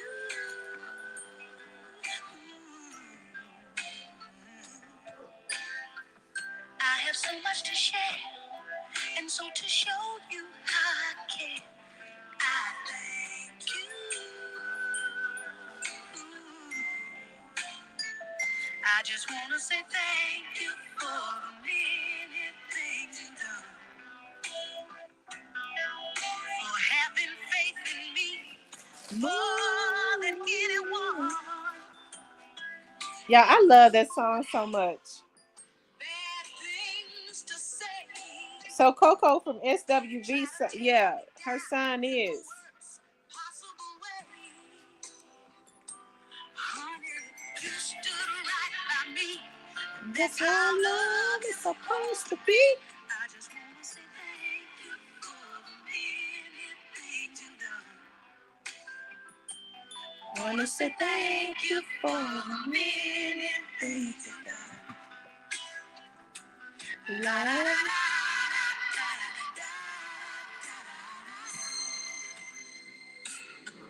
Oh yeah, I love that song so much. So you have to put on that Betty Wright when you cleaning up and stuff, and it gives you the energy to just keep cleaning up because you love listening to their music. You be vibing to the music. Memphis has so many, but I think Betty Wright is from like Miami. I think she's from Miami. She's passed away now though. Snoozy, they said Patti LaBelle outed him. Patti LaBelle outed who? Listen, y'all do know now that Luther Vandross, they said Patti LaBelle outed Luther Vandross. They said, Edward, now y'all gotta stop sleeping on. I ain't never cared for Sammy Davis Jr. singing, if that's who you're talking about. Listen, yes, they said, but I'm gonna tell y'all now, they got mad at Madonna because Madonna had a concert, and in her concert, she recognized all of her good friends that had passed away. Uh, A to the I to the D to the S. And so, listen, Luther Vandross people told her do not put his picture up. That Luther, they was mad about that. Madonna didn't think she do anything wrong, but folks were saying everybody always thought Luther passed away from complications of diabetes. So the his people says that she was completely out of line to put his picture up there as being one of the people that they recognize from passing away from the A to the I to the D to the S. So I think she outed him. I always wondered though, Luther Vandross had the money to hire chefs to cook his food however he wanted to cook it and all of that, but he couldn't escape that diabetes. He had the money to eat, top tier food that was healthy. But Madonna put him up there. She recognized all her friends that had passed away from The A to the I to the D to the S, and his people was absolutely angry. You know, his people was angry. And they told her don't put his stuff up there, and then they released a statement saying that Luther did not pass away from that. He passed away from complications of diabetes. She was totally out of line, but I think she kind of outed him because when Luther died, now everybody speculated that it was something going on with that because shortly after his long-term, they say his long-term person that he had been with, you know, died too. So they said, did anybody watch the documentary? No, but they said it was a good documentary. I'm glad because Luther is one of the ones that slept on. I don't think they give Luther the they just don't give him the props that they should give him because everybody, especially in the 80s, every baby that came out the 80s was made from Luther. In the 90s and the 2000s too. Let's just, Luther made more babies than anybody. Let's just be honest. A Marvin Gaye documentary, yeah. Yeah, I love Luther. I love his songs. I'm gonna tell you, one of my favorites that he has is So Amazing. You know, it's so amazing to be loved. I'll follow you to the moon. And I'm gonna tell you why that's one of my favorite songs. His niece asked him to write a song for her wedding. And so he wrote that song and he was not going to put it on his album. And his mama loved the song so much he ended up putting that song So Amazing on his album. And that's one of my favorite ones that he has.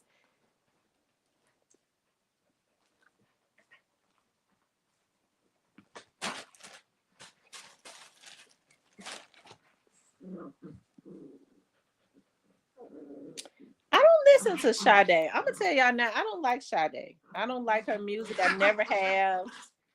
I mean, she got one song that I can listen to, but I can't listen to the whole song, The Kiss of Life or something. But other than that, I ain't trying to hear nothing Sade talking about. I don't like her music at all. His voice, 1,000 Kisses from You is never too much.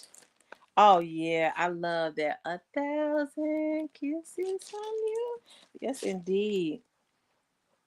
The main reason it seems like Luther is slept on is because his universal recognized hit was Dance with My Father, and he died shortly after it released.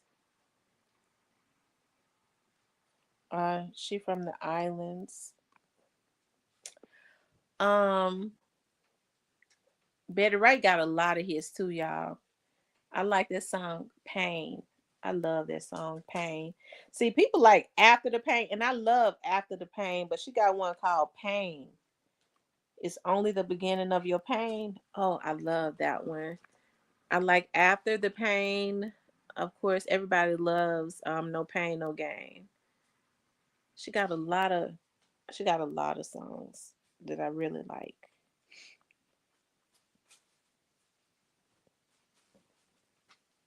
Yeah, Dave Hollister had lived in Memphis. I knew a girl that was dating him. I hope Dave Hollister got his, because you know he at first I think Dave Hollister sang gospel, and then he started singing blues, or he sang R&B, or he sang R&B and then started singing gospel.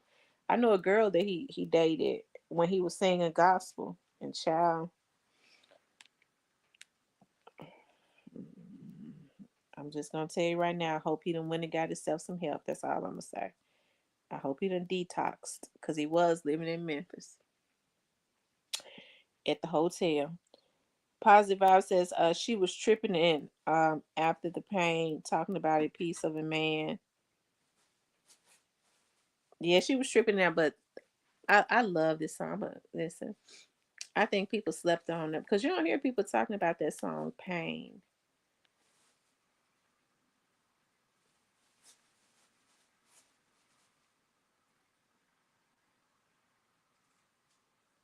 Here it is, y'all. Listen, Dave is a preacher's kid. I lived in Collierville when we sang together. I know about Dave. So let me ask you something. Is Dave from Memphis? Because he was definitely living in Memphis when he was over there. I hope he got himself some help. That's all I'm gonna say. Cause he terrible. There's a four-letter word that we all use. But there's a four-letter word that I know all too well. And that's pain. This is only the beginning of pain. But you know, they say a lot of preachers' kids go through it. Yeah, a lot of preachers' kids kind of go through a lot.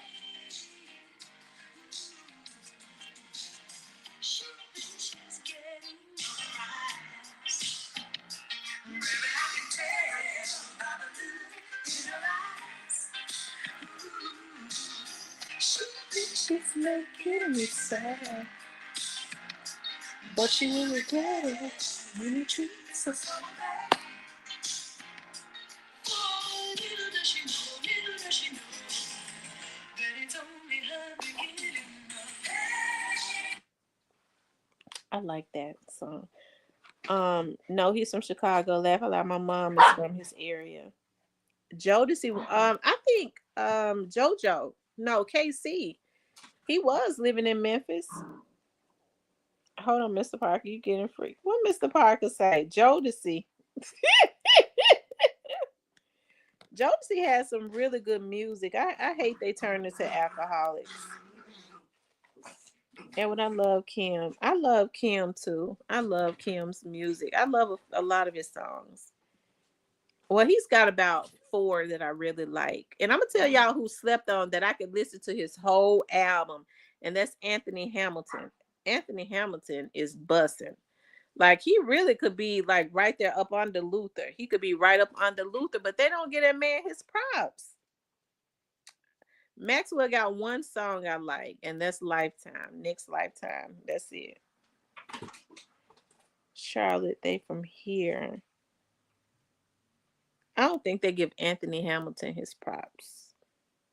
Yeah, I love Anthony Hamilton. His songs be hidden. Maxwell got one song I like. That's it. Next Lifetime. That's it. Maxwell just always reminded me of a freak or something. It was just something about him I couldn't get with. He's an excellent performer. I've seen Anthony on tour with Maxwell. Wow. Listen, Anthony Hamilton and the Hamiltons live is everything. Oh, wow. He used to tour a lot with Fantasia. Oh my God. I hope that they get together again. I would love to see Fantasia and Anthony Hamilton. I would definitely go to that. Oh, I would go to that. So I would love to.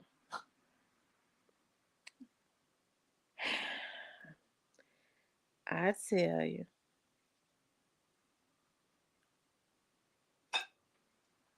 Jaheim had a nice voice. You know, I think Jaheim has fallen all the way off. I think they says that he finally, came on out of the closet. They said there are some big freaks. Y'all remember the scene from Five Heartbeats when the girl was booing when Eddie King Jr. set her straight. That character was inspired by TT. TT used to do that for the Temptations. I love the Temptations. Oh. Yeah, I like Charlie Wilson. He has a song I love so much called "There Goes My Baby." I listen. As a matter of fact, that's on my playlist. He did the video with Snoop Dogg and his wife. I don't know if Snoop Dogg helped him write that song or something, but I like that song. "There Goes My Baby." That's on my playlist. I like that better than Usher. "There Goes My Baby." Eddie Kane Jr. Yeah, Eddie Kane Jr. looks so bad. He just looks terrible. I don't know what's going on with Eddie Kane, but he looks a mess. I remember Rome. I remember him. Was he signed to like Bad Boys?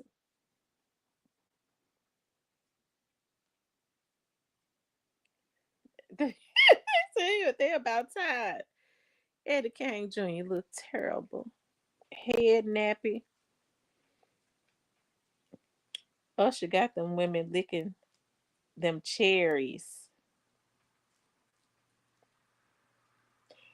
Um, Tennessee Met Secretary says Uncle Charlie did a church session at his concert, and the shouting was on. Yeah, yeah. How did Jesse Powell? How did he pass? Because they said he passed, and they didn't say a lot about his passing. Like, was he sick? Was he on drugs or something? Because I remember, Jesse had an album, his very first album. I remember when he put that out because I bought it and I knew every song on that album. His whole album was hidden. Every song on his first album was hidden. Oh, he OD'd. Oh, wow. You know, he had those two twin sisters, Tamara and Tamara. No, their name was Tamara and Trina. Trina and Tamara. They sang too. They was backup singers and they had put out an album. Tamara and Trina.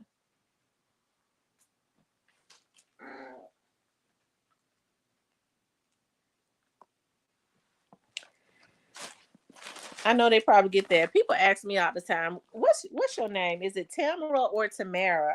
It's both. It is. It's both. I remember one time me and my dad, when we used to have our radio show, we was on air. My dad said, why do you tell people your name is Tamara? My dad used to always say that. Why do you keep telling people that your name is Tamara? That's not your name. And I said, that is my name. He used to always say that. Why do you tell people your name Tamara? That's not your name. And I said, well, Dad, what's my name? He said, I named you Tamara. And so I remember I told my mama, I said, my dad keeps saying that he named me Tamara. She said, that's not what I named you. She said, I named you Tamara. So I just answered to both. And I kid you not, my aunties and stuff, they call me by my nickname, right? Too. But they mostly, when they call me by my real name, they call me Tamara. Yeah, when they call me by my real name, my auntie called me. When I was working at the sheriff's office, my auntie called me. I answered the phone. She's like, "May I speak to Tamara?" I said, "This is me." She said, "I bet you didn't know who it was because I called you by your real name."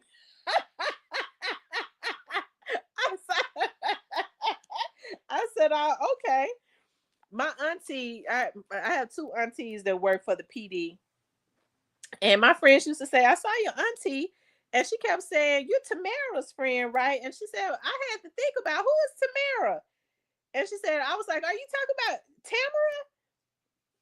It's like, she said, yeah, your auntie said, yeah, her real name is Tamara, though. I said, oh, Lord.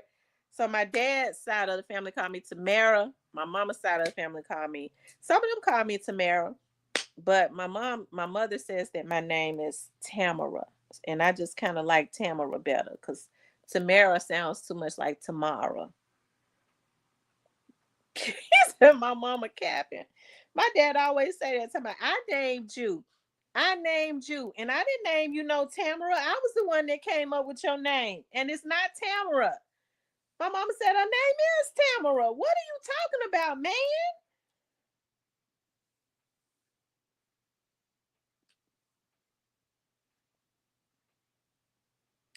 My dad, that tickled me so bad. We was on the radio and somebody called in. Hey, he said, I just want to know, why do you tell people your name is Tamara? That's not your name. I named you Tamara.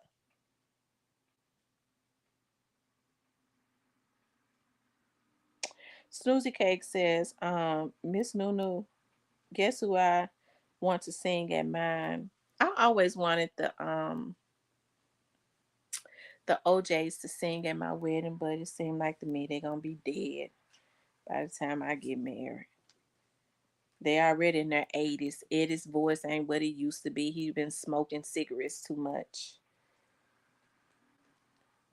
I think Cisco went and got on drugs. Because I'm going to tell you something. Cisco had a really nice voice.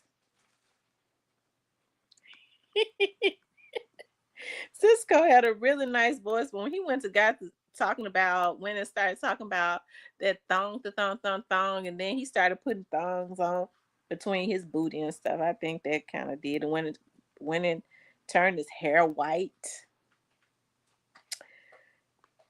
all that old crazy stuff. But Cisco could sing. I love a lot of their songs. I think Cisco should have stayed with his group.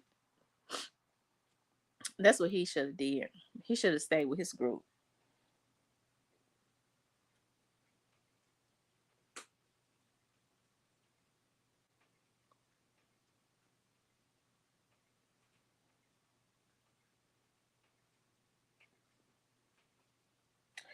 I just want him to sing Incomplete. That's my favorite song in the world. It's New for You. It was 96, so they were good at hiding back then, but I didn't think he liked us. But I could be wrong. Who you talk about, Tennessee Miss Sector? Are you talking about Cisco? I want NBA Youngboy to sing at my wedding. Oh Lord, he ain't gonna be able to sing at nobody's wedding for a long time. I think NBA Youngboy in jail, and he seemed happy when he was going. I guess he said this would be the opportunity for him to detox.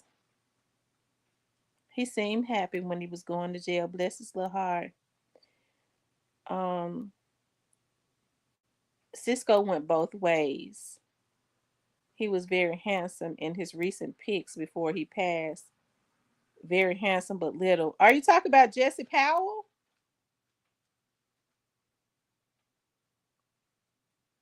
No, Tam, Jesse when he performed at Russ my freshman year. Oh, I love Jesse Powell's songs. He was somebody's backup singer before he became solo.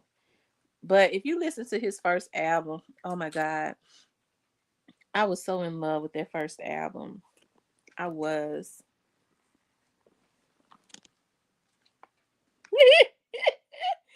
It- he said, "Ain't no such thing as both ways for men." I'm telling you, I don't believe in that bi stuff either. I think that if you mess with the opposite, you really are one way. That's how I feel. I feel like if you mess with the opposite, you're one way.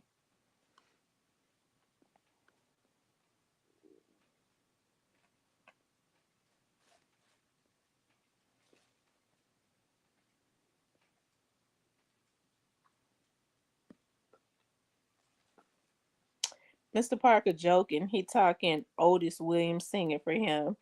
Otis Williams made all that money and couldn't sing.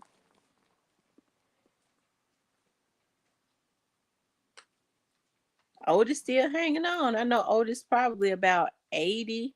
He's still singing with the Temptations. Well, he own them. He been owning them.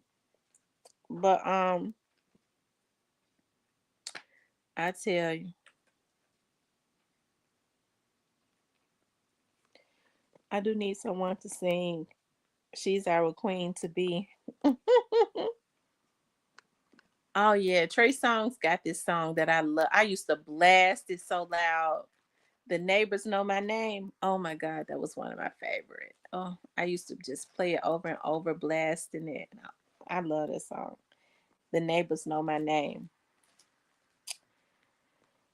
Um, that was a hit song right there. Trey had another song I like, but The Neighbors Know My Name. That was the song right there. I promise you.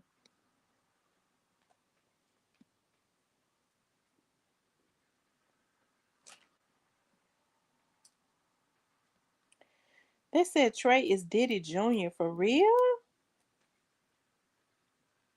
She said Trey, that's her husband. Oh, I used to be so in love with Christopher Williams. He had so many songs that I like. Don't Wake Me, I'm Dreaming. He had another song that I loved.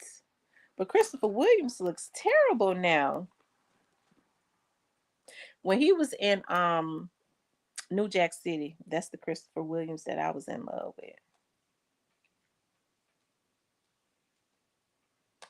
with. She said Miss Trey is a menace. Mr.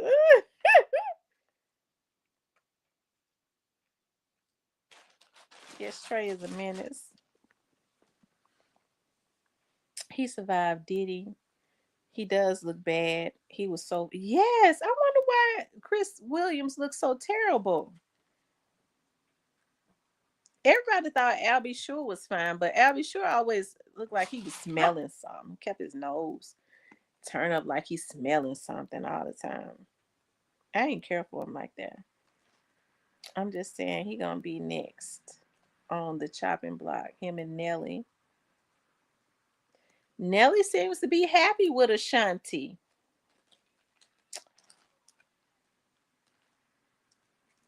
When he comes to Memphis, I'm running to the FedEx Forum to see Trey because light skinned industry niggas age like white folks.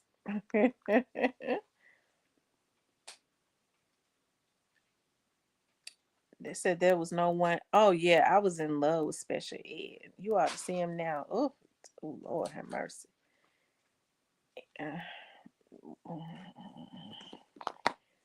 Child, I don't know what Special Ed done did with himself.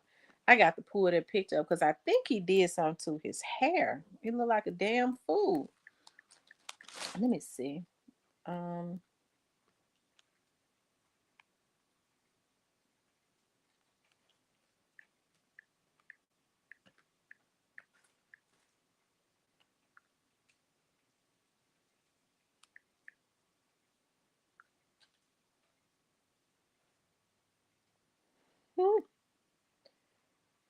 that's him.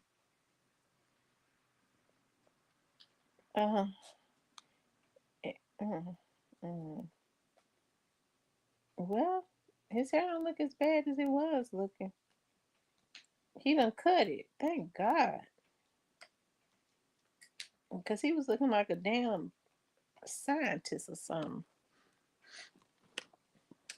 Um, that's my guy. I saw him a lot of Ralph. He lives in Charlotte area. Good people.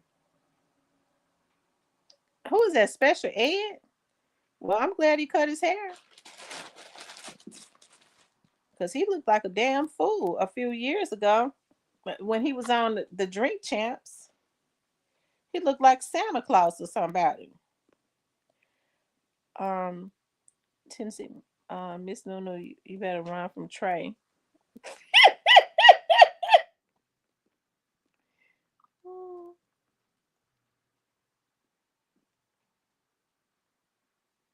Oh yeah, I love cut close songs. Um, I like. I got this song on my playlist too. I like. I like the way you kiss me. I like the way you. Oh, I love that song.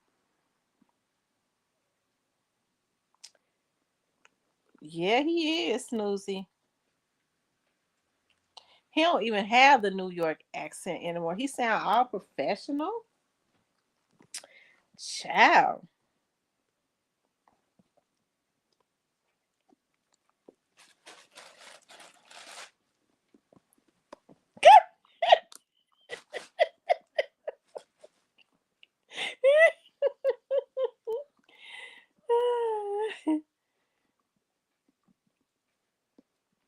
Hey, the man.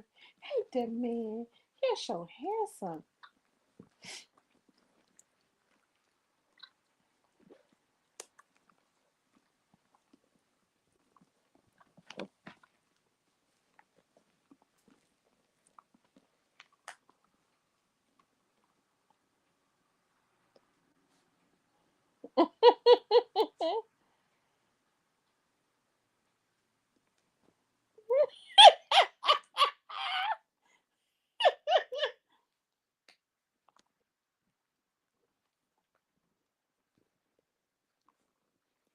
He said, it's a gang of niggas in here. We don't want to hear about all y'all lust demon fetishes.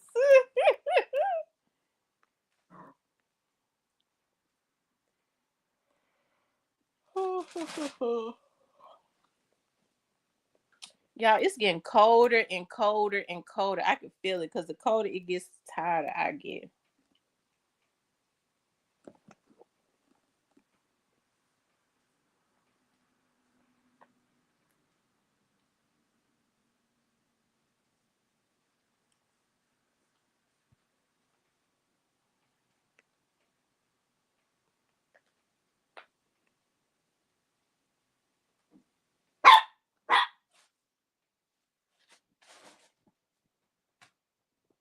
said Trey was on Twitter. Oh my God, he is a nasty one.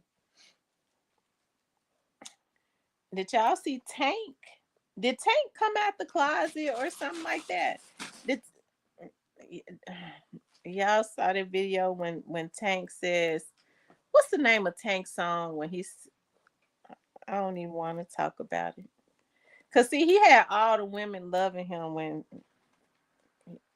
he said he'll eat every. Lord have mercy. And then he turned around and said that he go with transgender women. What was the name of that song, Tank? Because the women went crazy. And then he turned around and admitted that he go with transgender women, men. Because Tank and Jamie Foxx was sleeping together. Oh my God.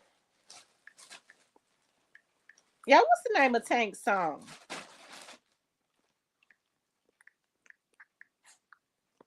What's the name of that song?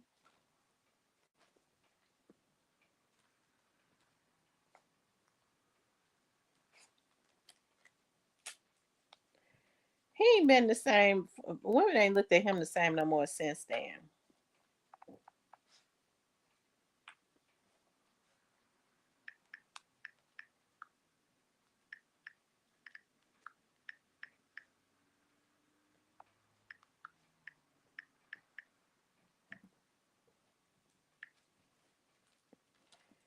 What's the name of that song? Y'all, can y'all remember Tank's song? What was the name of that popular song he had?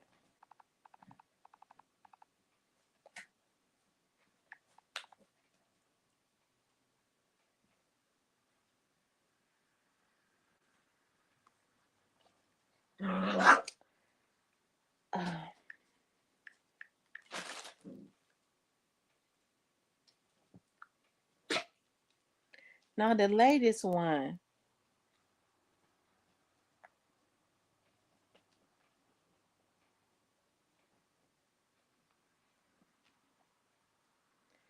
Remember when he was licking his fingers and stuff on stage? It went viral.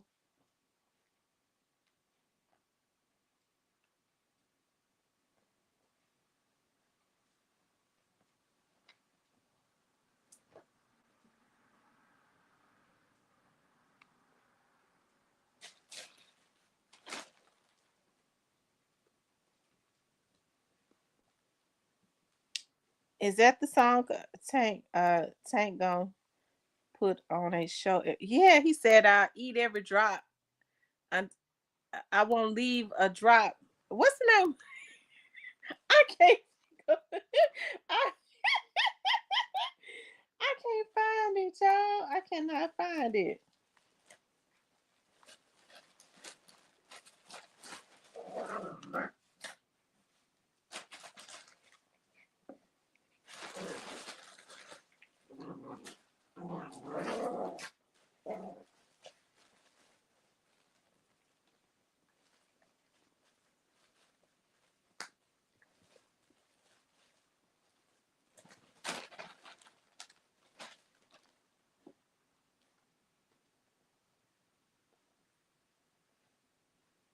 Um,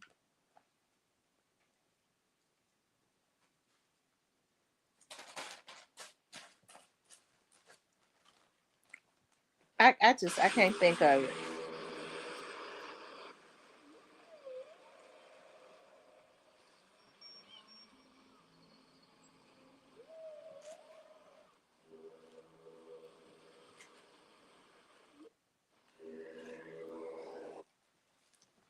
Is it called Dirty? Hold on, let me see. Let's see.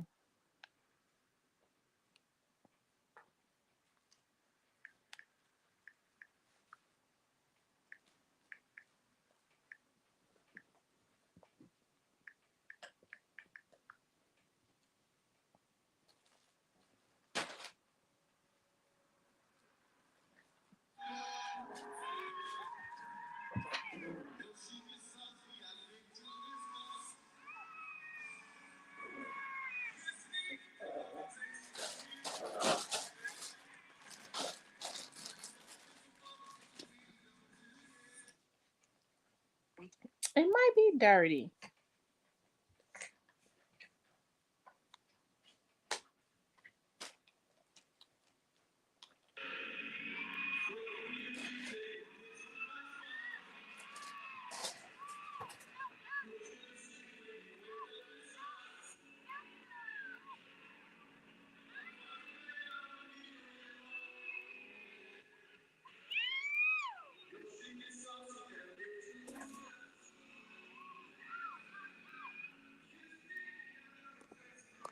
I don't know if that one is it. They said he's an amazing writer. You can hear Tank in so much of Jamie Foxx's music. So Tank was the one that was writing all of Jamie Foxx's music.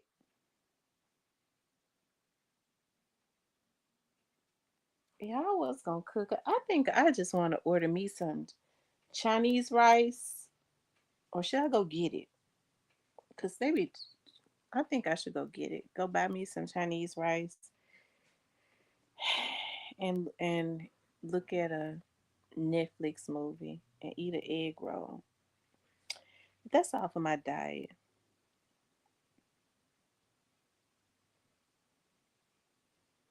Tank rice for everybody.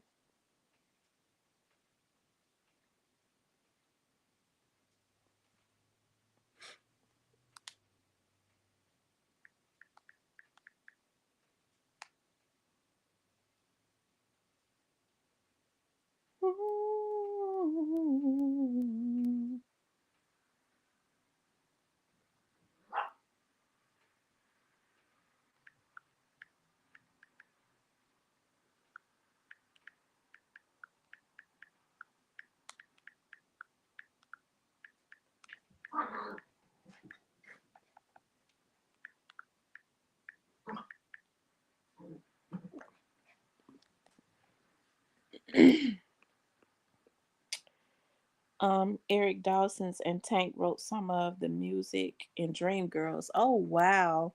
I hope they get compensated the way that they should get compensated and not let them just pay them off for writing the music and they don't get residuals.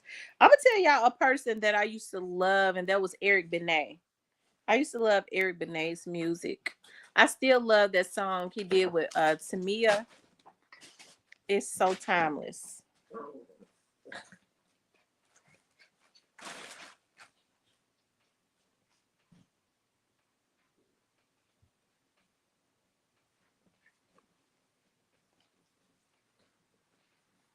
See, I love listening to songs like that. It makes me feel so freaking.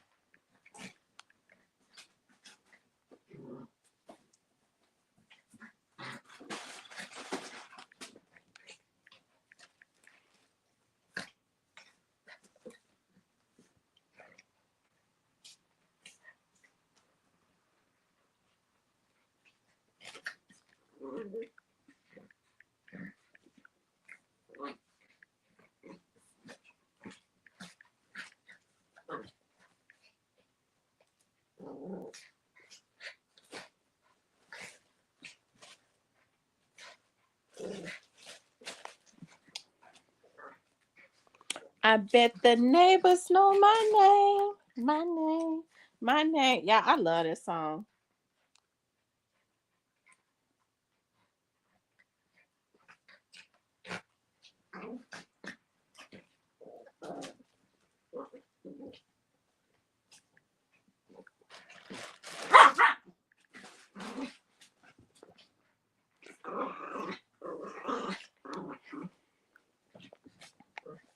I haven't listened to that song in a long time.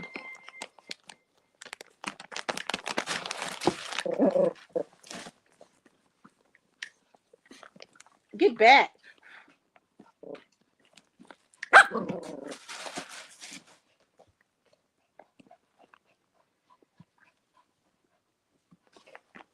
I think Eric Benet just came from out of the he had a I think he had a mental breakdown or something. Which is why Domino's is giving you an emergency.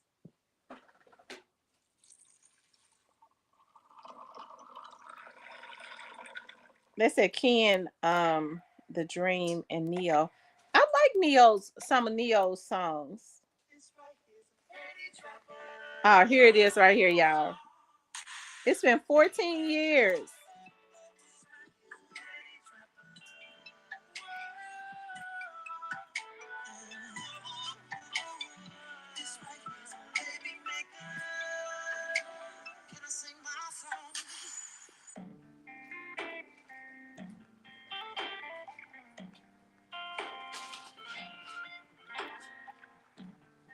I think all of us grown folks got a freak aside. Everybody don't know being real. It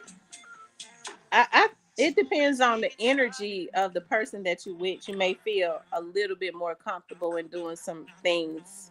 It just your energy.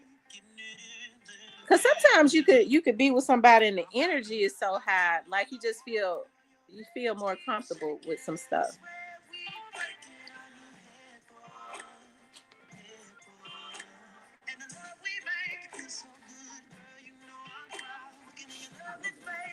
Yeah, that used to be my banger. I bet the neighbors know my name. I bet the neighbors know my name. They be stressing while we sexing. Bet the neighbors know my name.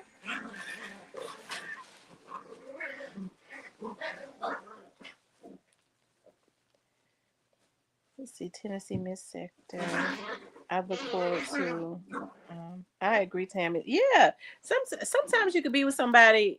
You was with a person and the energy was different. You felt safer. You felt safer in some things because they knew what to do without going too far and making you feel uncomfortable. And then, I mean, the energy, the vibration, the vibration and stuff was so powerful. Like the energy level, I mean, you just felt comfortable with entertaining some stuff with them. You all get them y'all get them likes up. Like, share, and subscribe. Okay, like, share, and subscribe. I agree the person. It depends on how it depends on how comfortable you are with them. Like, some people just have a real, strong, their energy just together is just very magnetic, you know. So I ain't talking about like a lot of I've never had real dirty things to go through my mind ever. Because some of this stuff people be doing. And I'm not trying to be judgmental, but I just don't know how they do it. I'm telling you, I don't know. I don't know how they do it. Because I've heard women say that they've had fantasies of a man making them out of an ice cream sandwich. That's disgusting to me. Like, as a woman, how could you ever want to be between two men? That is, I'm not trying to make nobody feel bad. I mean, I'm not, because anyway, so I'm gonna move on because it be so many different people from all different walks of life that be on my live. I don't want, I gotta watch what I say because I don't want them to say, "Oh, she's so judgmental. She was talking about me." Girl, I ain't know you was an ice cream sandwich. Hell, I'm just saying. I'm just speaking out loud. Um, Tennessee Miss Sex says most of the stuff now is so pervert, right? Because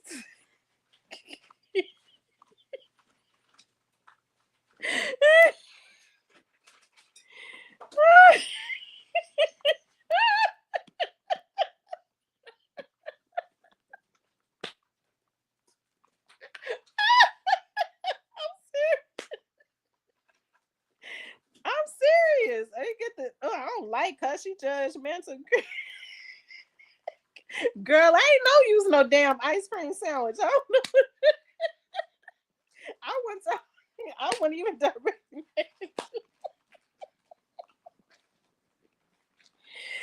So, what you doing?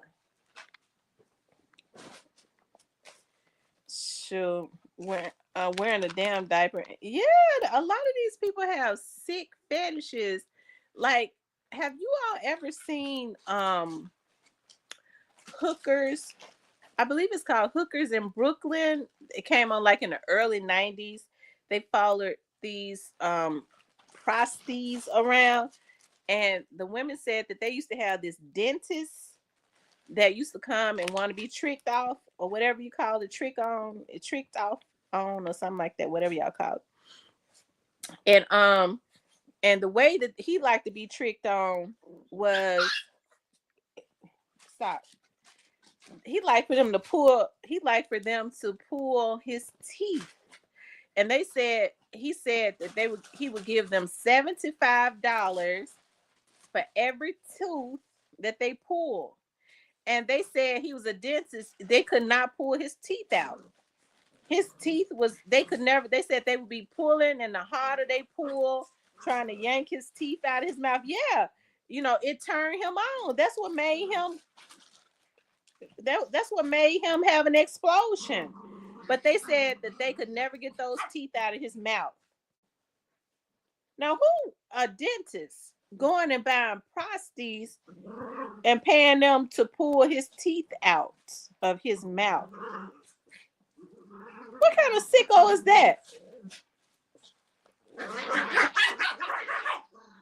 He said allegedly.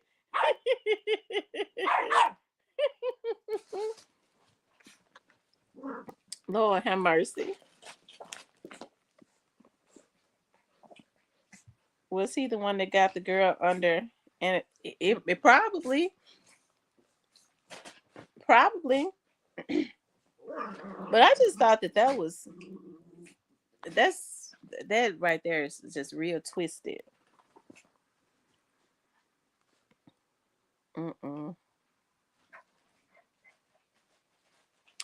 Yeah, I see. I don't want to offend.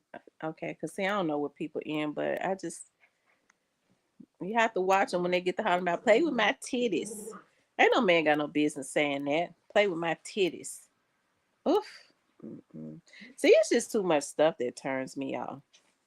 What you mean, play with your titties? I mean, you ain't even supposed to be saying that. I'm the one with the child, please.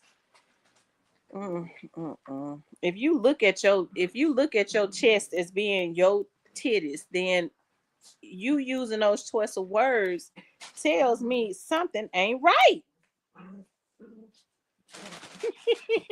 I'm telling you, play with my titties. Oh hell no, nigga, you got to go. I saw a clip. This doctor in South America, they had a pregnant lady under anesthesia. Bro got caught putting his whack in her mouth. Yeah, a lot of doctors do be sick. A lot of doctors do be sick.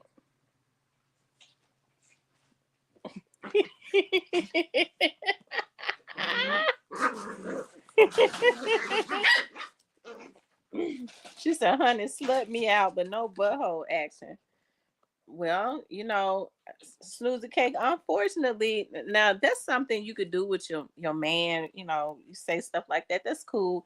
But then, some of these folks so twisted now. You get to saying, what you just said. But no, well then it ain't no fun. It ain't no. We can't have no fun if I can't do that. They don't even want to touch you if they can't mess with your booty. I wanna. Oh. See, okay, I have to watch what cause see, y'all know I'm trying to get better. I ain't cussed nobody. I've been doing good. I ain't cussed nobody out. I've been doing really good. I ain't cussed nobody out, and I don't know when. If y'all notice, I have said for my New Year's resolution, I wasn't cussing out nobody. I wouldn't let nobody get up under my skin. I was not gonna cuss them out, and I have not cussed anybody out. Snoozy Cake says, yeah, you say titties and you refer to you all the time. Yeah, you got to go. You got to get out of here. You get your sis ass out of here. Talking about, no dudes. You got to go.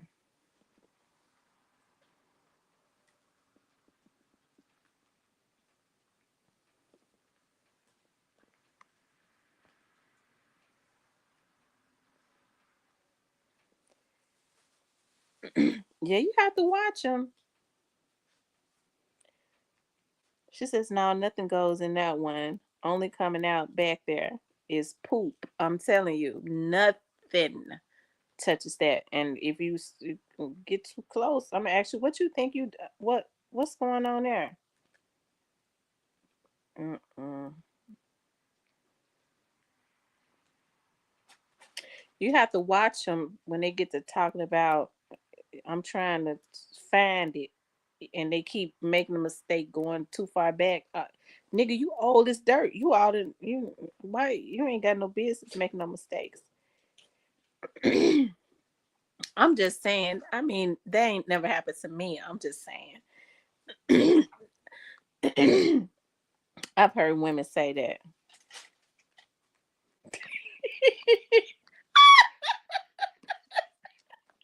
Mr. Parker, why you say that? You just heard Snoozy Cake. Snoozy Cake just said. Did you read Snoozy Cake comment? What she said? What she said, but she just said, but don't do that one thing. She said, I just came back and now they fell out laughing. Neo says, I always say if you want a traditional man, then you might want to be a traditional woman and vice versa. Once we have kids, we are no longer traditional. Okay, well, I mean, I think it's just best if you set the rules. The thing about it is people be slick perverts and they be trying to wait until they think that you got a lot of affection and love for them. And then they'll say, you know what, yeah, I know you said you don't like such and such, but you love me. I can't stand for nobody. I ain't never like for nobody to tell me that, say that to me. If you love me, that makes me mad. Ooh, that's one of them things that set me off.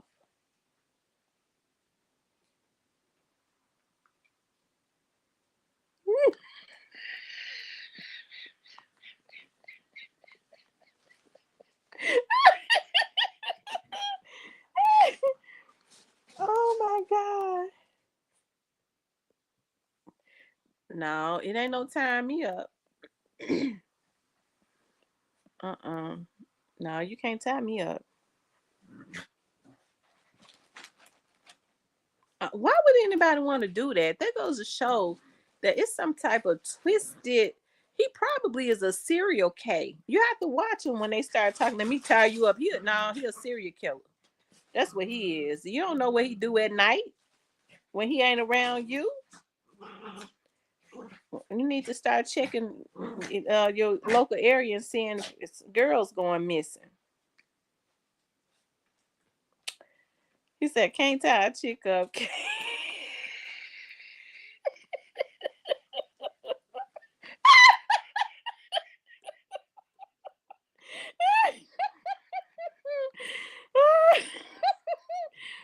I had an ex who loved for me to pass. Oh my God!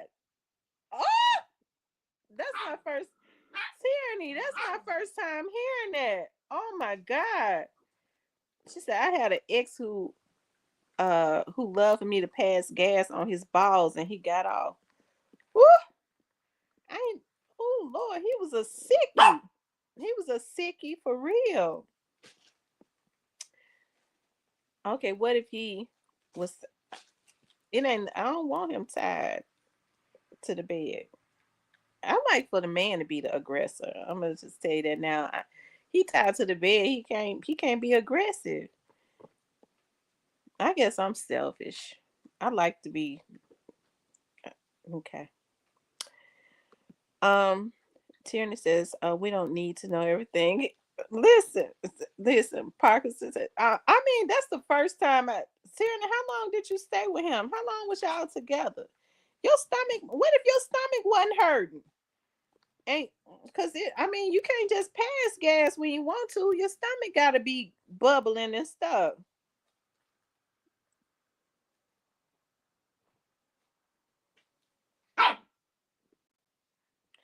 Now, Tam, what if that man say, "Tie me up" to turn me on? I mean, if I'm mad at him, I might tie him up so I can whoop his ass. Edward says, I like to control shit, and I be wanting to talk nasty.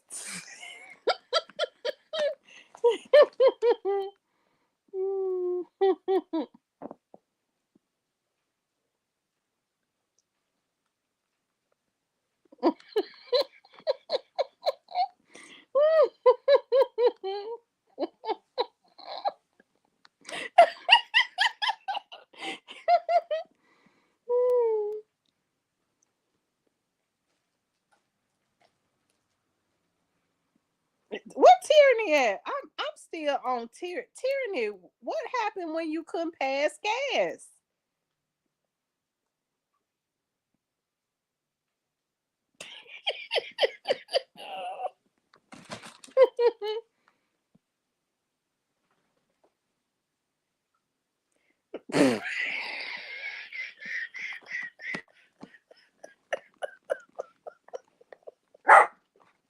Oh my god.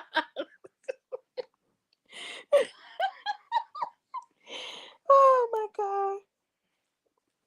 Tyranny says, one day I think it was some beans and it went down. Oh Lord, have mercy.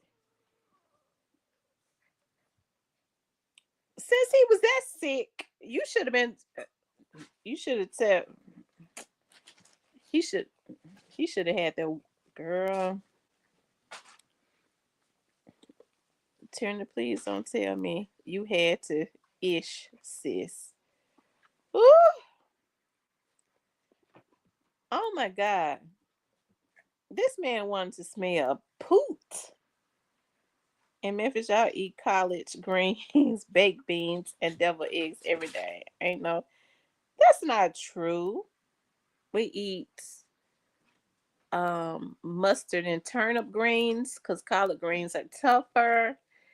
And we don't eat deviled eggs every day. We don't eat greens every day. And we don't even really eat baked beans at all.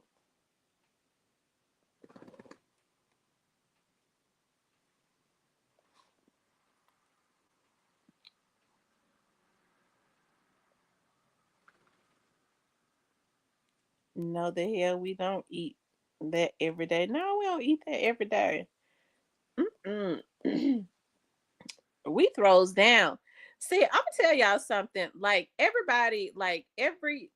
That's why I like visiting other cities and stuff. Everybody has their different ways of cooking, right?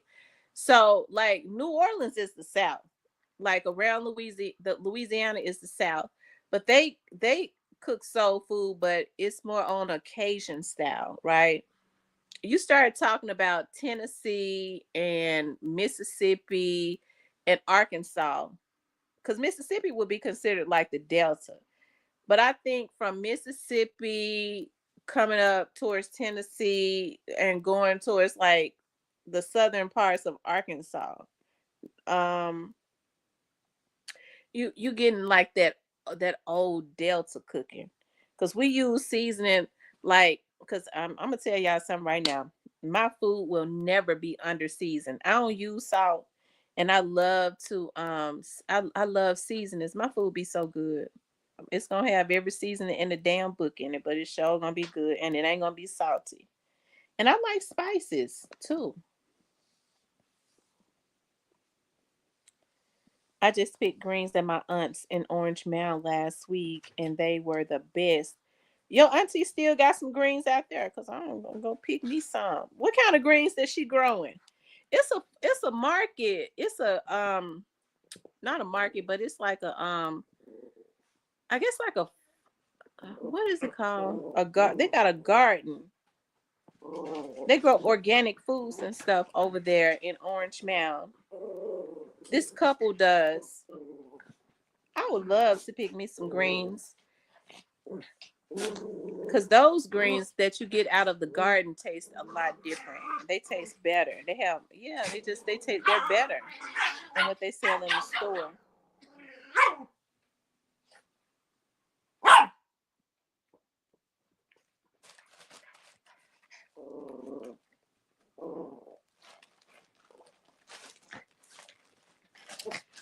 Um.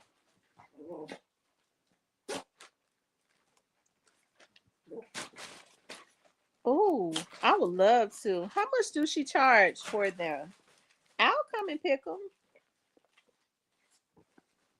and take them over there for my mom to cook them. I can't cook greens the way my mama can. Her greens just taste so good, and I've tried. It just don't taste the same. This crazy Tierney gonna say some flagrant shit like that being hide in the bushes though. Y'all don't charge. I would love to pick some greens from the garden. When my grandma and them used to go out there in the field and stuff and pick greens, they would take us. It seemed like it would take forever for that bag to fill up. When we used to go and pick we used to pick butter beans. Yeah. We used to pick butter beans. My grandma and them would pay like $5 to fill up a real big potato bag. And we would be out there picking butter beans for hours and hours and hours. And it was just like picking cotton. It seemed like the bag never filled up. But my grandma had gotten to a point where she would grow greens and she would grow tomatoes and she would grow hot peppers and she would grow bell peppers and cucumbers. That's why I know they taste different than what's in the store, and they look different. I think about it, I'm like, they putting color and stuff on food. They dyeing food and everything. Cucumbers that's grown in the garden don't look like the cucumbers in the store. I'm gonna tell you that right now. Tamara, I stayed ready for him, but girl, you would never believe who he is. Who is he? Oh Lord, who is he? That's heavy in the South for real, for real. I remember those days. Yeah. The food that you grow in the garden in the backyard and stuff was so much better. I'm gonna tell y'all that now. It is. That's why I said I want to start growing greens, and I want a lemon tree. I want a lemon and a lime tree. I was looking on YouTube at how you grow a lemon tree. I want a lemon tree so bad. And it don't take a long time for them to start growing either. I want a lemon tree. I want a lime tree. I want to grow fresh lemons. Mm-hmm. My great aunt in Indiana had a plum tree in her yard. And when she died, my cousins and them cut them down. Ain't worth a damn. Talking about because whenever we would go up there, that's the first thing we do, start climbing her tree. And the plums was so sweet and good. And they said it was drawing too many bugs and stuff. The plums tree was. Their asses grew up with that tree their whole life and talking about a bug.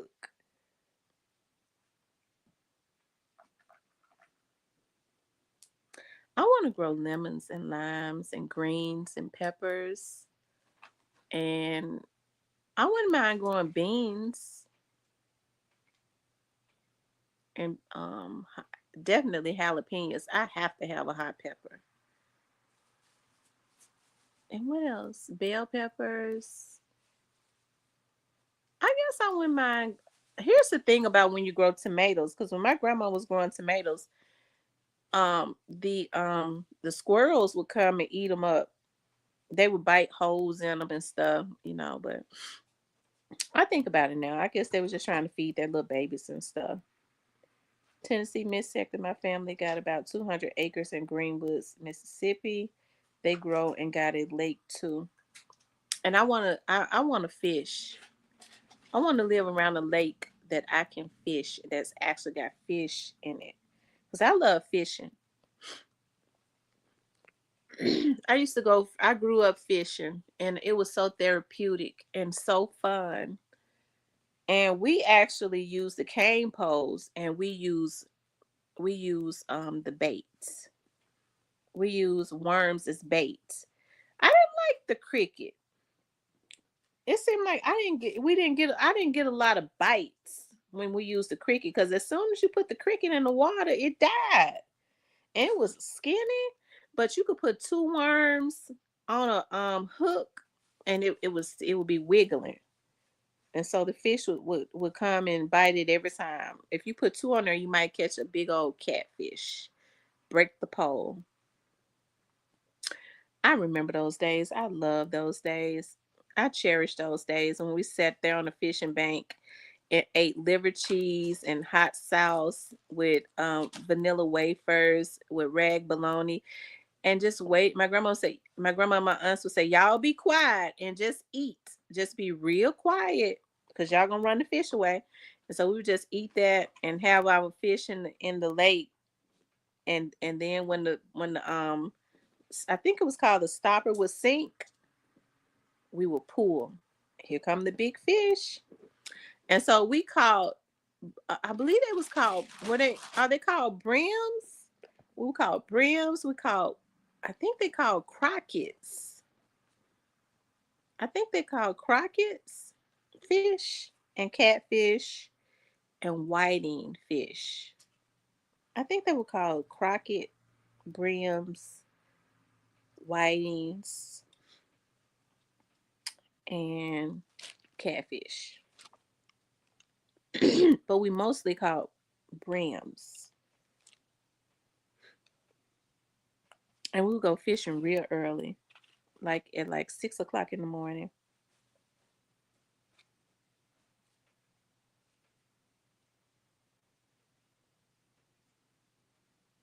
We would fish from 6 in the morning until like 12 noon. And then after like 12, my grandma said they're not gonna bite anymore. So we just need to leave because normally the fish bite early in the morning because they be hungry.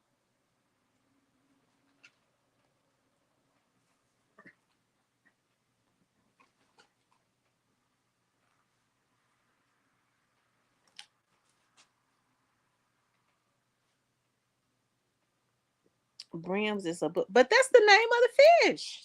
Let me pull that up. I know my grandma. They were old country women, so they pronounce stuff wrong. But let me see. I think it was a brim fish. Let me see. Brim fish. Brim fish. Bream.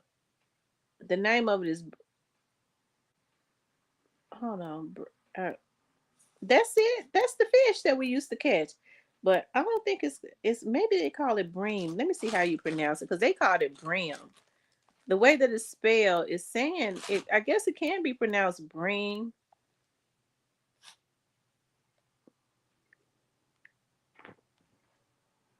Let's see. Bream. Oh wow.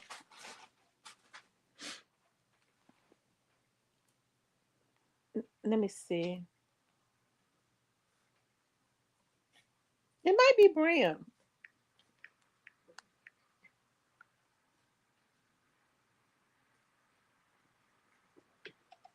Get a free emergency. I like to pronounce words right.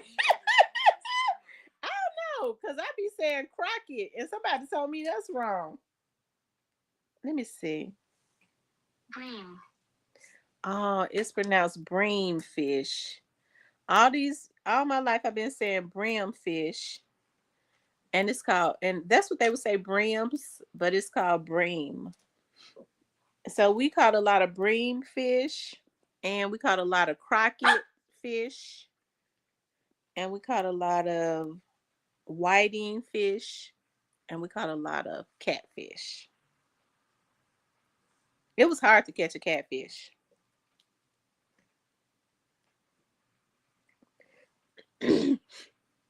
So we love I love it's so therapeutic to fish. I didn't like getting in the boat though. I remember one time I used to love to go fishing when I was pregnant because I love to go catch fish and clean them and fry. I couldn't eat fish from anywhere else. I like to go fishing and get my own fish, right? It just tastes better. I remember we were sitting out there on the fishing bank and I was about 7 months pregnant because I was pregnant with my first baby. So I was about 7 months and my grandma was ready to go. I was like, we haven't caught enough fish yet. And I want to catch as many as I can catch. And so my grandma said to me, "Girl, we gotta leave here." I said, "I want to catch some more fish." Yeah, spoil. Didn't want to get up. My grandma sat there for a minute, and she said she had that fishing cane in the water. She said, you got to be careful.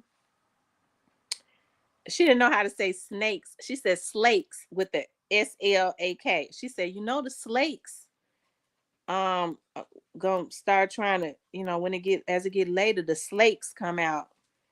And she said, the slakes will try to crawl up next to you. They could smell that milk in your breast. You got that baby inside of you. They could smell that milk in your breast. I said, what that mean? She said, them slakes. They start crawl. They'll be trying to crawl up next to you and get up under that shirt and suck that milk, or go. They'll try to get in your mouth and go down your throat and suck that milk out of your breast. I jumped up running. Fish was flying back in the water. Out of my little thing, I was running so fast. I said, okay, I'm ready to go. She got me off of that bank too. That was the way to get me off, because I said, oh Lord, have mercy. She said, them slakes gonna be trying to suck the milk out of your breast. They could smell that milk. Water makers. They said Charleston White brought little King mom a car. Oh wow, he always buying cars. Did he just buy her a car today? Um, Me too. And even though I know the correct pronunciation, I say what I want because I'm in my home space and I know I'm an English major first. That's old before she stabbed the grandpa. Oh, I was getting ready to say, doesn't she have some type of some kind of issues or something?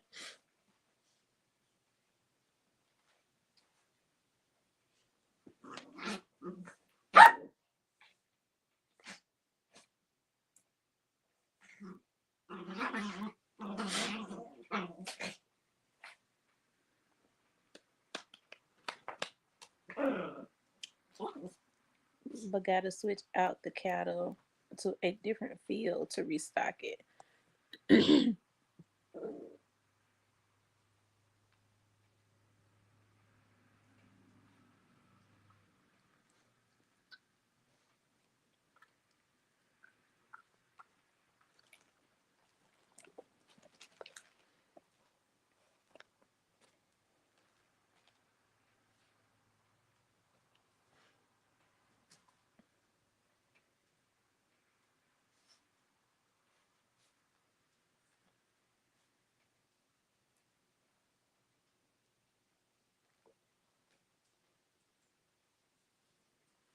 They said Charleston White under fire for sexual harassment. Angela Reese allegedly he was hating her at a podcast, getting backlash.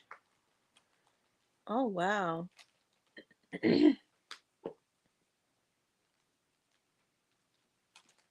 They messed the truck up. Yeah. Mm. I hate to say it. It seems like with King's family, King's King might be the only one without a mental illness, but if he keep on being around these dudes, they gonna mess him up. He gonna have a mental illness. He gonna end up having a mental illness too.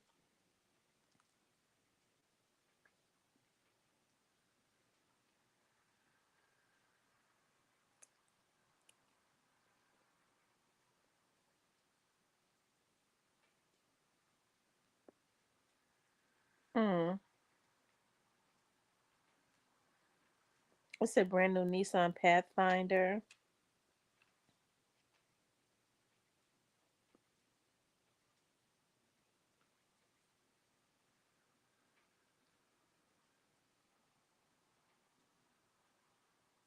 Hmm.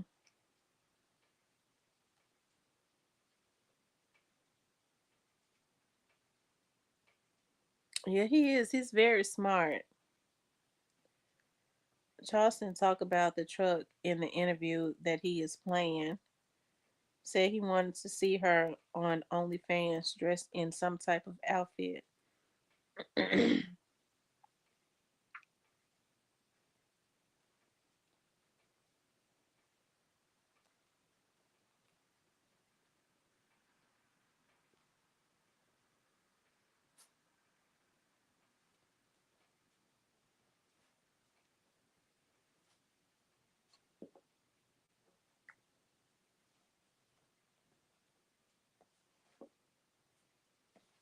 And it's due to her being intoxicated, but she ain't in that truck if he bought it because we ain't seen it. Yeah, we haven't seen that. We haven't seen it.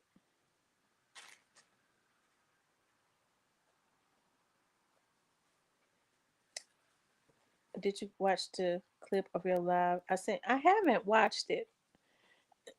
I was in church today. We had a program at church. It was family and friends and a brunch, and it was just so awesome. I really enjoyed myself.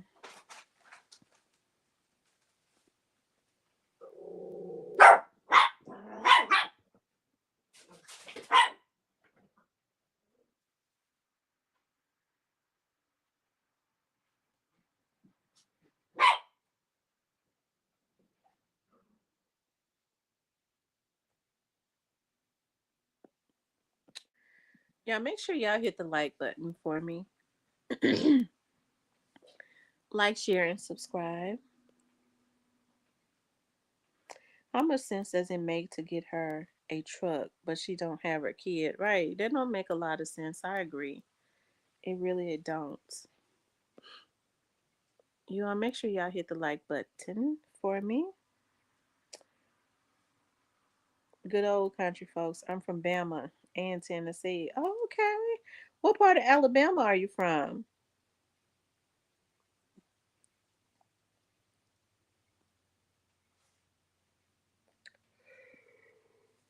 Ooh.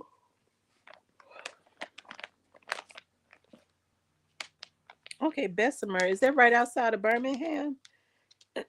Is Bessemer outside of Birmingham? Bessemer. Alabama is one of the best kept secrets. I promise you. I'm gonna tell you, like I had made up my mind. I was like, I want to move to Alabama. I was like, I want to move to Alabama for real. Um I want to move to Orange, Alabama. Orange Beach around Gulf Shores.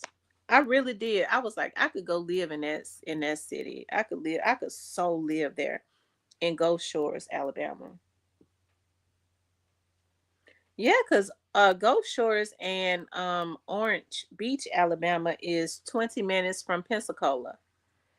Because when we went down there, some of my family stayed in Pensacola. They got hotels in Pensacola, and the rest of us stayed in Gulf Shores and Orange Beach. And I loved it. Like we ended up staying an extra day.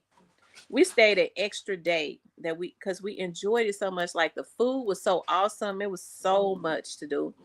The beach was so beautiful. Like I just loved it. So Orange Beach is out. That's because it's like right there in Florida, really, because Pensacola is 15 minutes away. I guess Orange Beach and Gulf Shores is like what South Haven is to Memphis, right? And like what West Memphis, Arkansas is to Memphis, and South Haven, Mississippi is to Memphis.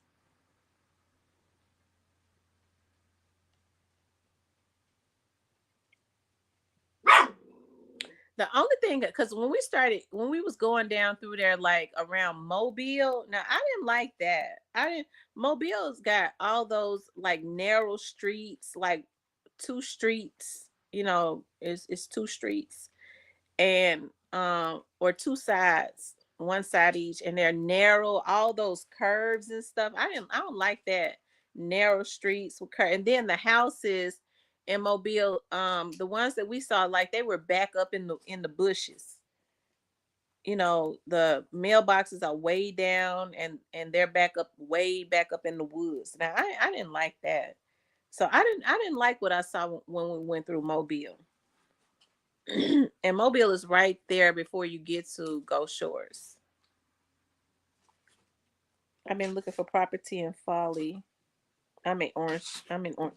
Girl, I love Orange Beach. It's a lot of money um circulating through Orange Beach and through Gulf Shores. I was like, I can go down there and make $1 million in a year. I promise you, because it ain't nothing but money. It's a lot of wealthy people that's retiring. Because when we went down there, they was building houses. They was building their houses. They was retiring.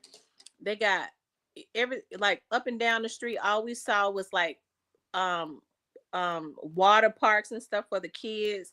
So they had a lot for the kids to do. You know, like I guess like a lot of little different Liberty lands, like what we used to have around the Memphis area. So they spend money in those cities, right? So you know, it's good to be where the money at because they'll spend it on what they want. Mobile is where honeycomb. I know. I didn't like when I went through Mobile. I didn't like the way the houses were off in the bushes.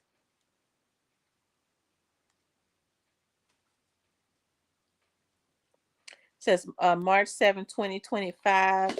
Feds releasing enterprise letter on Diddy, releasing dates, places, and names of accomplices. Y'all, I thought that, you know what, y'all know what I thought? I was like, they're not going to keep Diddy. They're going to let Diddy out. But it looks like to me they trying to get Diddy and they trying to keep him. I thought that they was just gonna try to drain him of his, you know, of as much money as they could. They was trying to spank him, you know, because he made somebody mad. But it looked like to me they trying to make this real. They say he asked him to send him to the crazy house because he was depressed for Christmas. That's what the vlog said. And they wouldn't take him to the crazy house.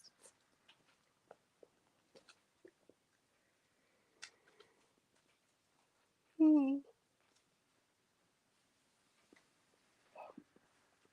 don't feel like cooking. Well, I guess I can. I ain't got to order. I got some stuff in there. Oh, I got some fish sticks in there that I can just put in the oven and put hot sauce on. I put hot sauce on my fish sticks. I put hot sauce on them. I take hot sauce and ketchup and mix it. And I have to have the Louisiana hot sauce. I can't eat that other stuff. I mix it up and dip my fish sticks in them. Fish sticks. Fish sticks.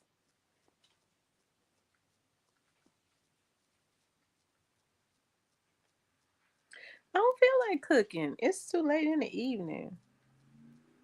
That's something light. I bought a cabbage for tomorrow because I'm going to But that's what they're called. Am I saying that wrong too? Fish sticks. I thought that that's what they were called. Fish sticks. I don't know. I guess I'm saying that wrong too. Y'all, how do y'all pronounce it? Is it fish sticks? Am I saying it wrong? Tennessee Miss Sector says, yes, the condos are amazing. I have a friend that oversees a lot of properties there. I need to hook up with her. Cause I need to go down there and move. They got this restaurant in Gulf Shores.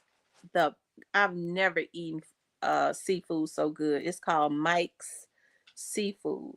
I mean, everything in there was just perfect.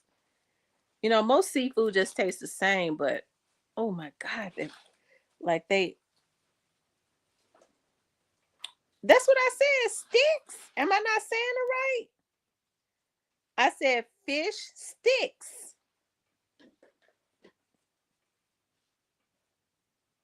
Sticks. That's what I said. I said fish sticks. It says that what we call it. That's what we call in here. It's I'm telling you, I love that Mike's seafood. I mean, they had pasta. Even the noodles was just so good. Oh, you're a third grader. Okay.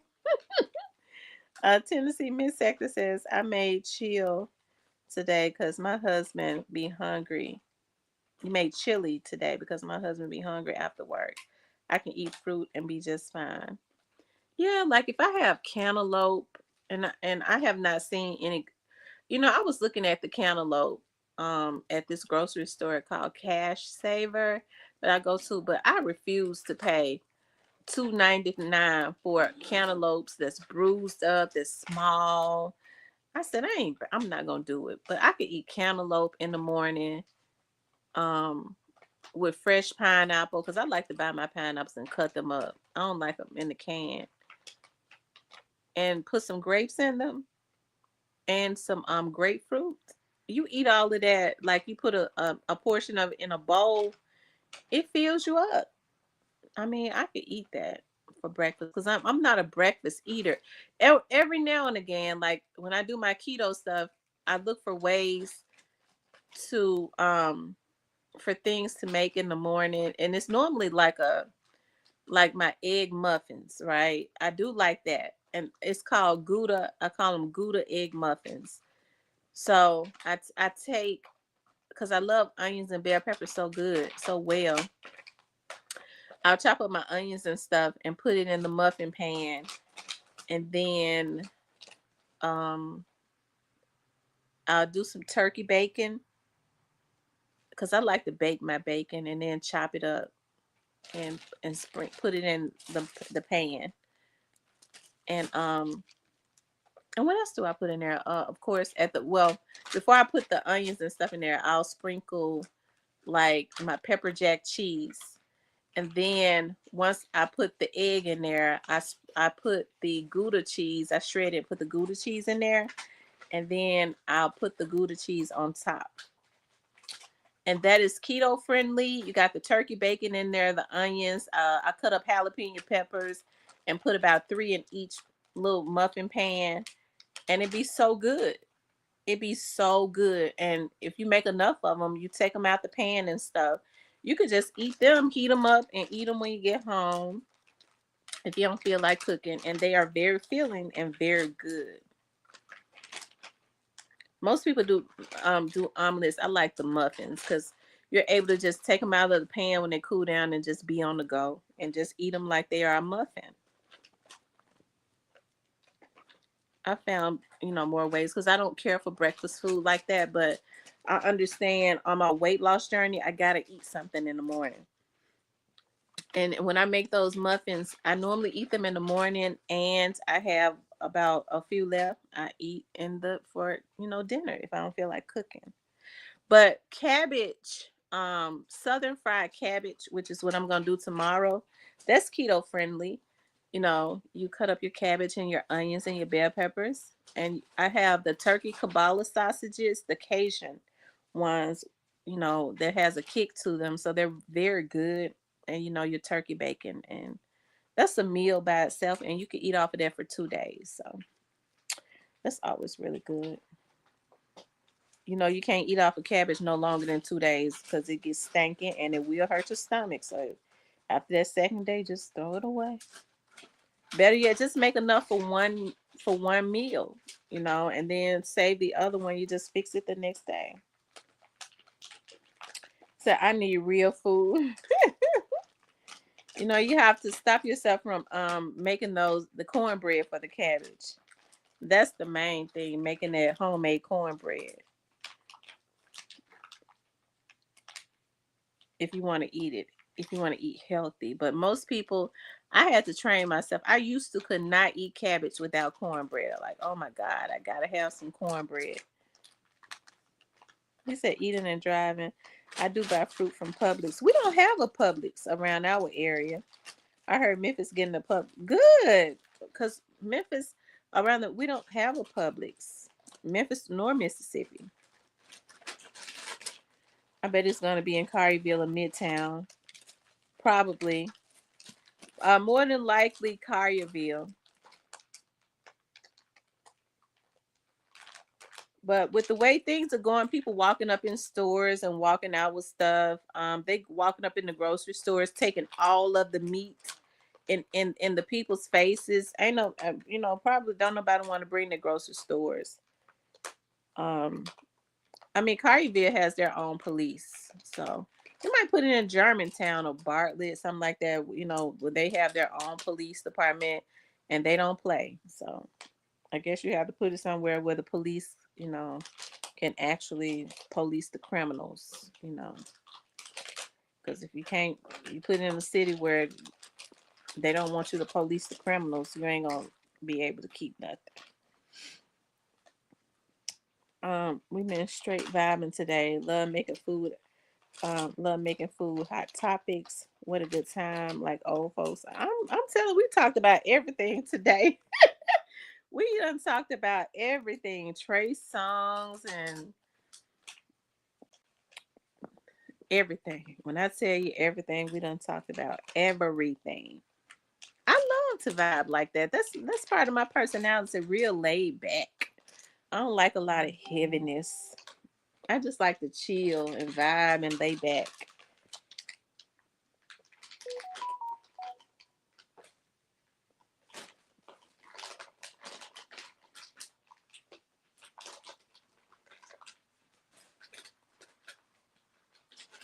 Mm-hmm.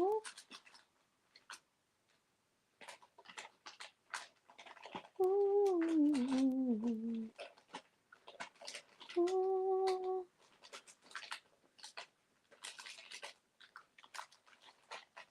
What is you doing?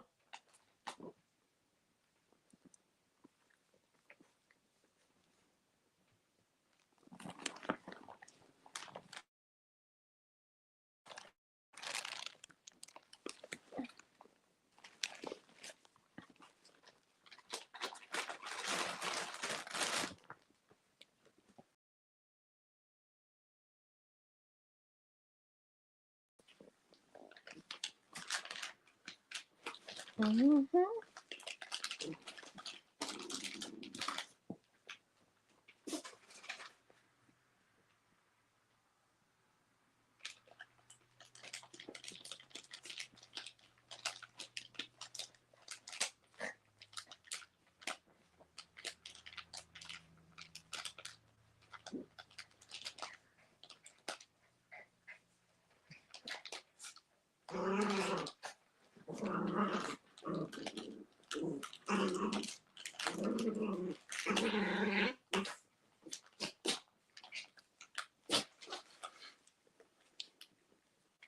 Yeah.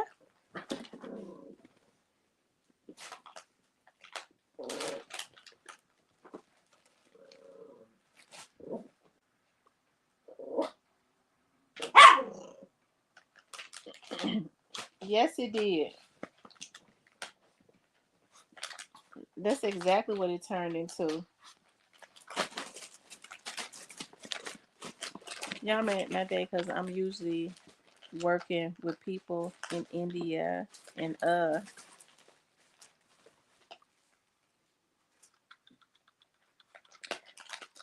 what kind of work do you do? You said you usually working with people in India. What kind of work do you do?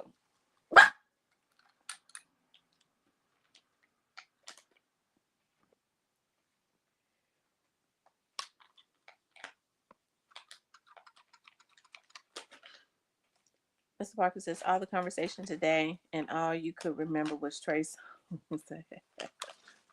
I remember everything. I said we talked about Trey songs. We talked about.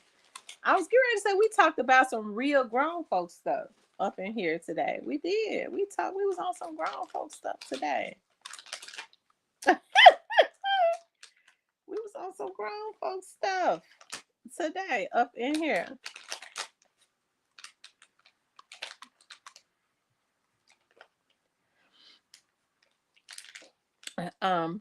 Edward Pye says, and Snoozy Cakes, I enjoyed y'all, no cap.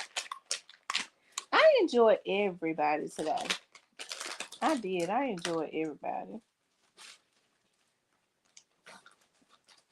I like it when you can have like a real grown folks conversation. People aren't getting mad. because your views are different from theirs. You know, everybody has, different views and all of that good stuff. So, hey.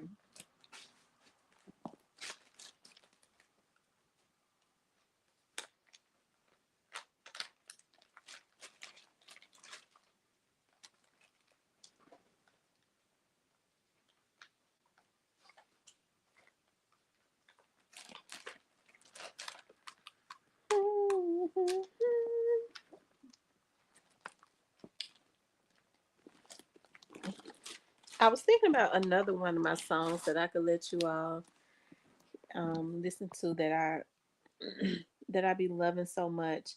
These are songs that really, I'm telling you, like songs that really soothe me.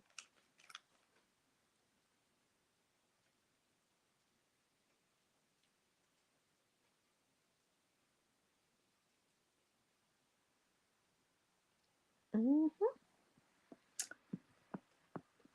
Um. Oh, I be on there, Roberta Flack, for real. I be on that. Her songs and stuff are so timeless. That she did with Donny Hathaway. I'm telling you. Hmm. Those songs I remember. A lot of them when I was a little girl. That was around my time, like the early '80s and stuff.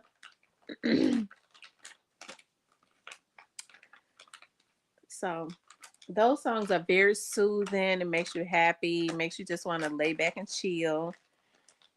And you don't have nothing in the world. Listen, I'm gonna tell y'all something. I didn't know that Roberta Flack. I remember one of the first movies that I remember looking at. I remember I was at my dad's house for the summer when I was a little girl, and I remember me and my half sisters was laughing so hard. We was up late laughing hard, drinking juice and stuff. And it was called the name of that movie, and I made sure that I ordered it too. The name of that movie was Bustin' Loose. Oh my God, with Richard Pryor. That movie was so freaking funny. And Roberta Flack had a song on there, Just When I Needed You.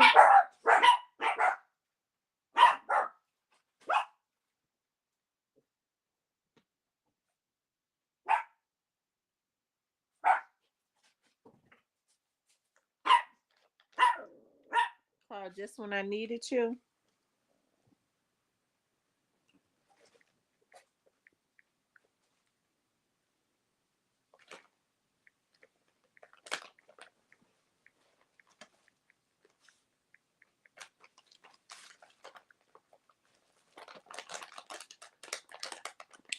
Yeah, I listened to that song so much. Yes, it is a great movie. One of my favorite movies. Like I remember like my earliest memories of looking at a movie was that movie, laughing so hard as a little girl. It was so funny. And it's funny because I always loved that song and I could not remember. I didn't know who sang it or whatever. And they was talking about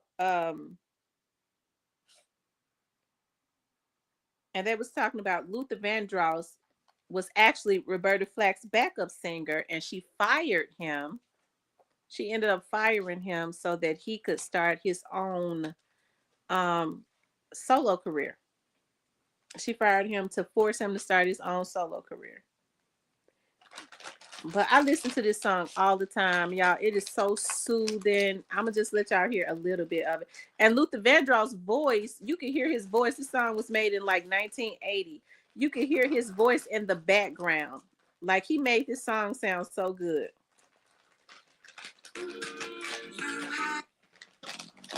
In the beginning.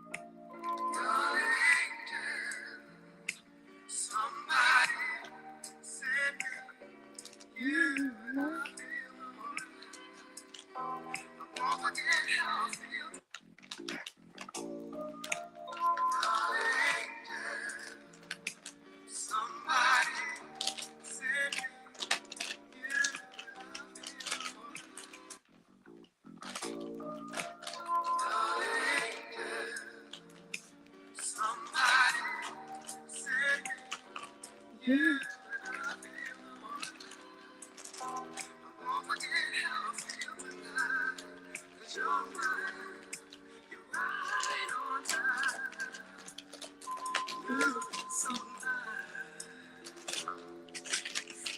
when I needed you, you had your arms around. I'm gonna let y'all listen to it. Hold on 1 second. Okay, I gotta step away.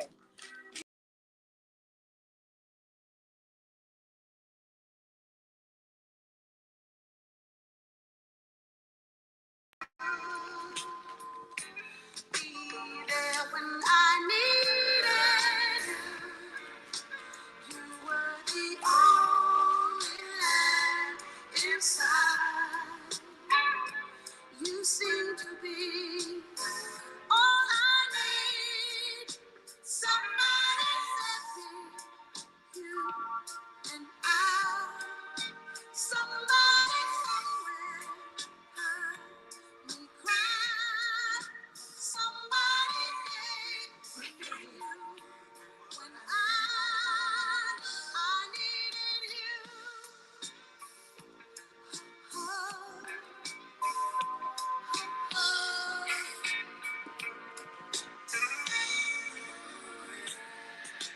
Just when I need. Okay, y'all. I'm sorry. I'm back. I had to use the restroom right quick. Y'all, this is one of my favorite songs. That's a real soothing song. Okay. It is. It's one of those songs that when you want to chill, that's one of those songs.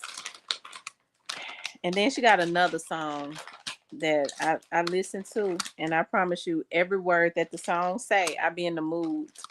I be in the mood to do everything that song says. That's during the montage when they was getting close to Washington with them badass kids. Yeah. Yep. I love that's one of my favorite movies. I bought that movie and I look at it all of the time. That's one of the ones I look at all the time. The Harriet Tubman, Moses to Her People, that was made back in 1975. It was it's like a 6-hour movie. Cicely Tyson, I like that one, and I like the updated one. That Cynthia, is her name Erivo or something? I like that one. Who I was singing on that one that she made. Let's see, she's the only one singing on that one. That song was definitely a hit. And I'm gonna tell you, she says that they were sitting in California up in the hills. They asked her how did she come up with that song because it was a hit. This one, that's one with everything she says in that song. I be in the mood for everything. She says that she was her songwriters kind of came up with that song just with a phrase that she said.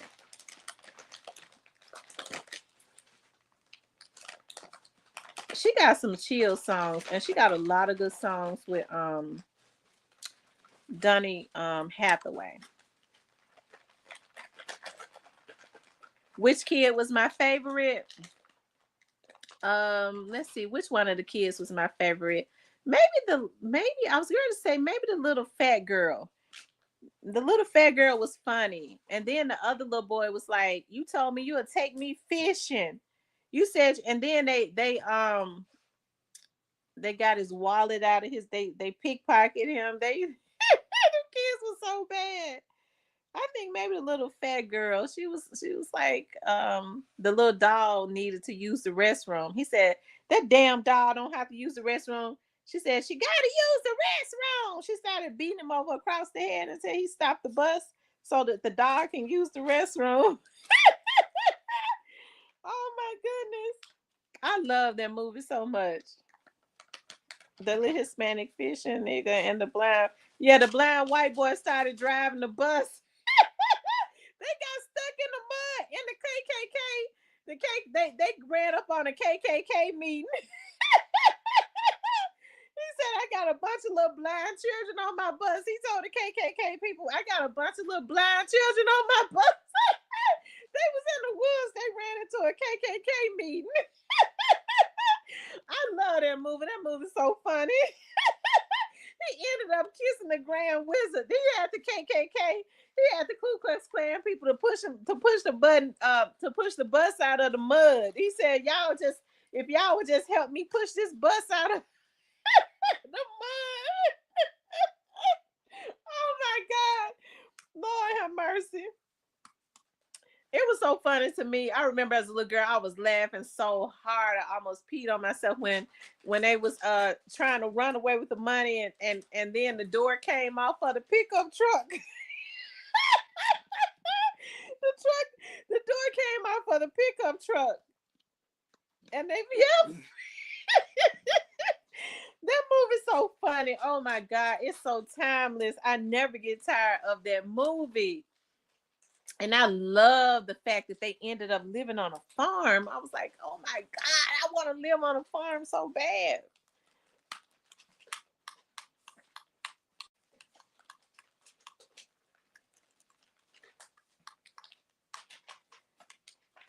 Oh, here's the song right here, Tennessee Miss Sector. This is the one. I'm going to just play a little bit of it.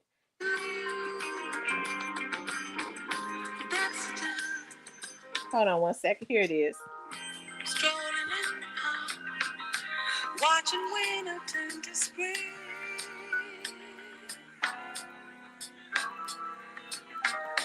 Walking in the dark. Watching lovers do the thing.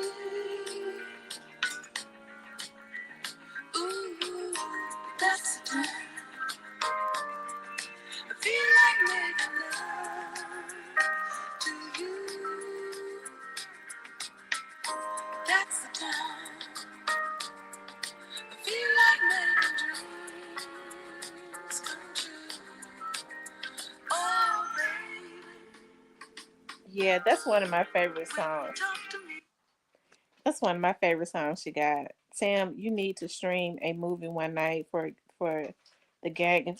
Will they allow me to stream a movie without am I able to pay for them and stream them without getting struck? Would they let me pay for a movie and then stream it?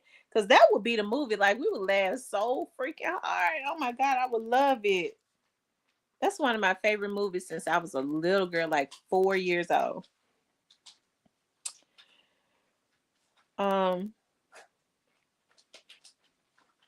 That would be a good movie. I like those older movies. I had premium, and I still think I got premium on one of those accounts. I got premium on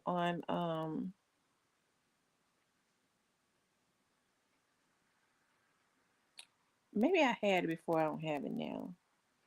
So if I got premium, would they allow me to stream a movie from my channel? TT Bustin' Loose is currently on Roku, Tubi, YouTube, and Amazon Prime. I bought it on YouTube. I'm gonna just tell you that now. I bought it on YouTube. Y'all, that is, if you want to laugh and have fun, it takes you back to the 80s and stuff. That is one of my favorite movies. Oh my God. See, I be loving movies like that. Yep. Bustin' Loose. What else? What other movie that I used to love so much? I used to love the movies that had Corey Felder and Corey Haim, like License to Drive, Stand By Me, movies like that. I used to love those types of movies.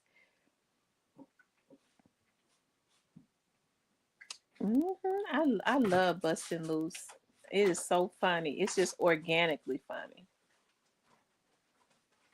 And it's a family movie.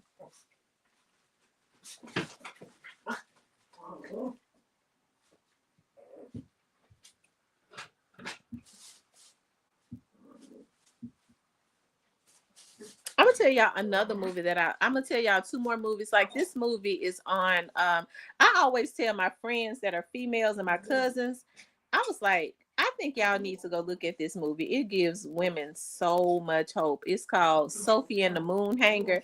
Now that is a free movie on YouTube, and it dates back to like the 60s. Sophie and the Moon Hanger. Oh my God, it is such, oh my God, I love that movie so much. And there's another movie that I love called with Funny Valentine that has Alfred Woodard in it. It's one of my favorite movies. They filmed that movie in North Carolina. I forget what city, because I was like, I would love to live in a town like that. It was a nice house with a lot of land in North Carolina. Let's see, what did they film Funny Valentine's at?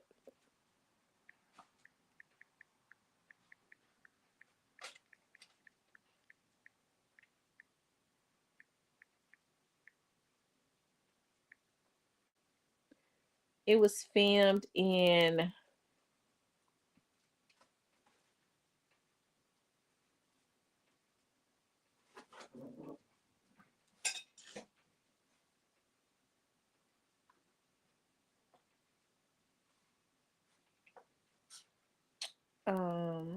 let's see. Oh, Wilmington,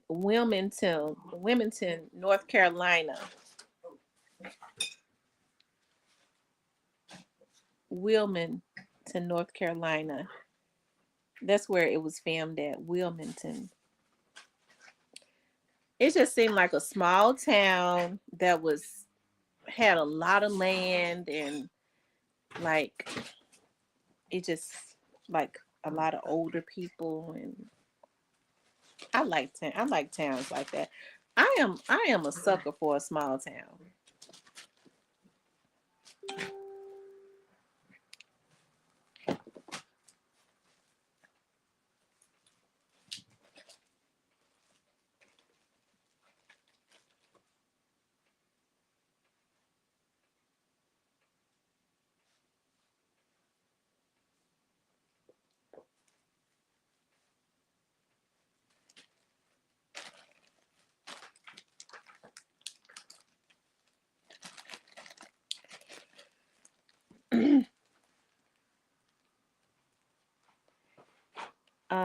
Yeah, Funny Valentine is a hit. I love that movie.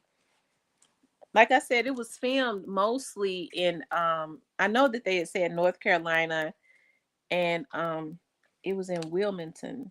Is Wilmington, North Carolina, is that like a suburb of North Carolina? It's 4 hours away from Charlotte. Is that like a suburb?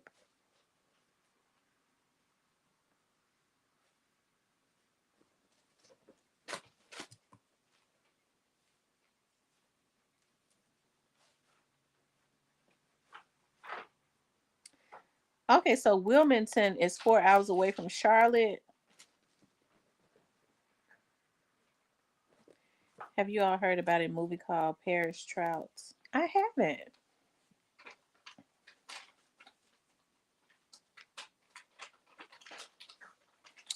So you all, is Wilmington like a suburban city or something like that? Mostly what, rich people live there, or no?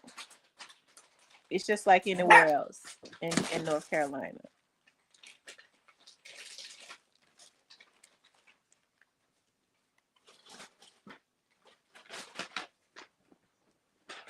It's more country. I know, and that's how it looked like on the movie. Like it was more isolated. It was like more land. Yeah, it's near the beach by the coast. Okay. Oh wow. I was like, I would love to live there.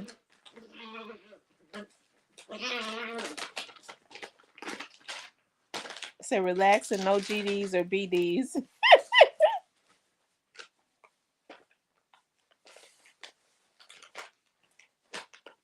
It's the coast in North Carolina.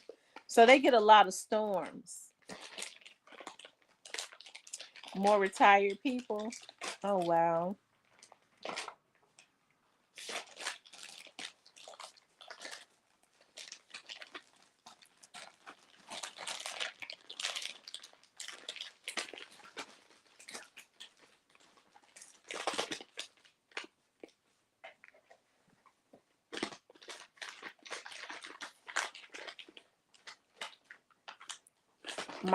Michael Jordan lives there.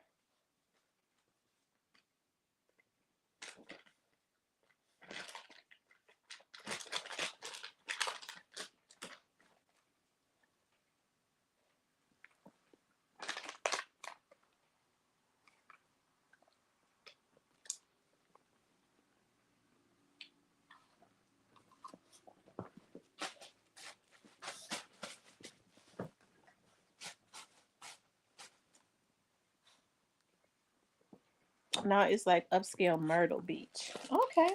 But you know what? I hear that Myrtle Beach have a lot of crime.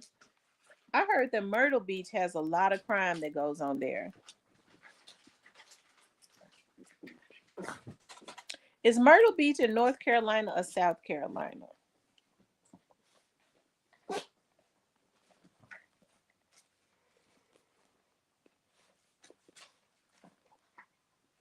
Jordan lives in Lake Norman.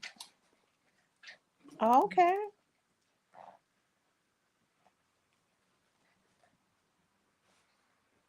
Okay, it's in South Carolina.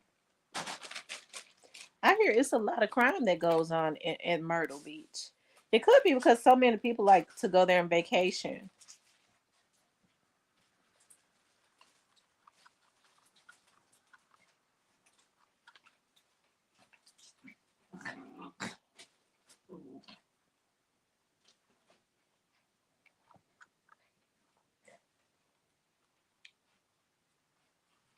Also, it's Wilmington, South Carolina. I wonder why they said that the movie was filmed in Wilmington, North Carolina.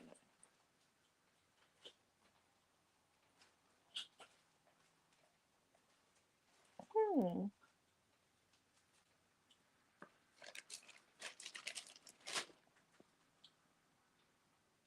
Is it a Wilmington, North Carolina and South Carolina?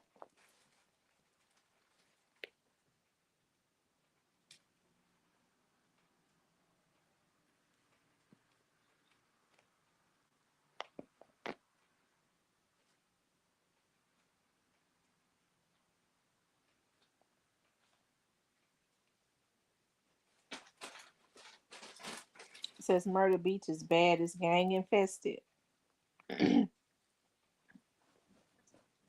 I know everybody be always want to go there to a vacation. I've never wanted to go there.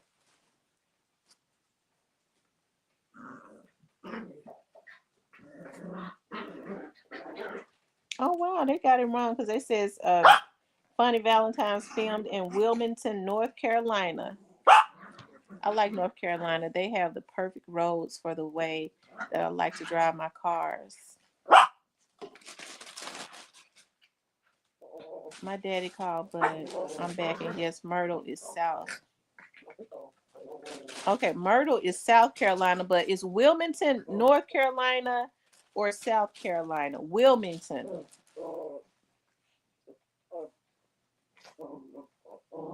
They said Myrtle is trash town. It was a lot of trafficking.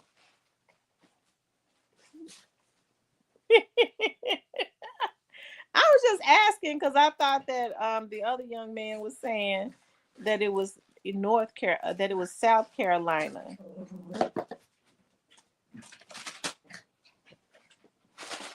Somebody was saying it was South Carolina. The beach is South Carolina. North Carolina is nice. You should come check out Monty. Yeah, I had told this lady that cooks cakes. It's called Donna's Creations. She and her husband have a church in North Carolina. I told her I was gonna come and visit.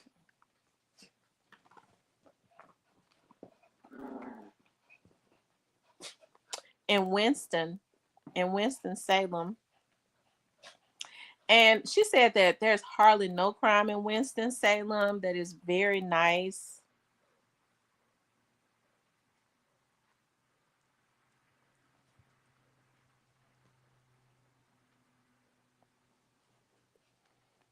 He said that it's very nice in Winston-Salem. So I said I was gonna come and visit their church.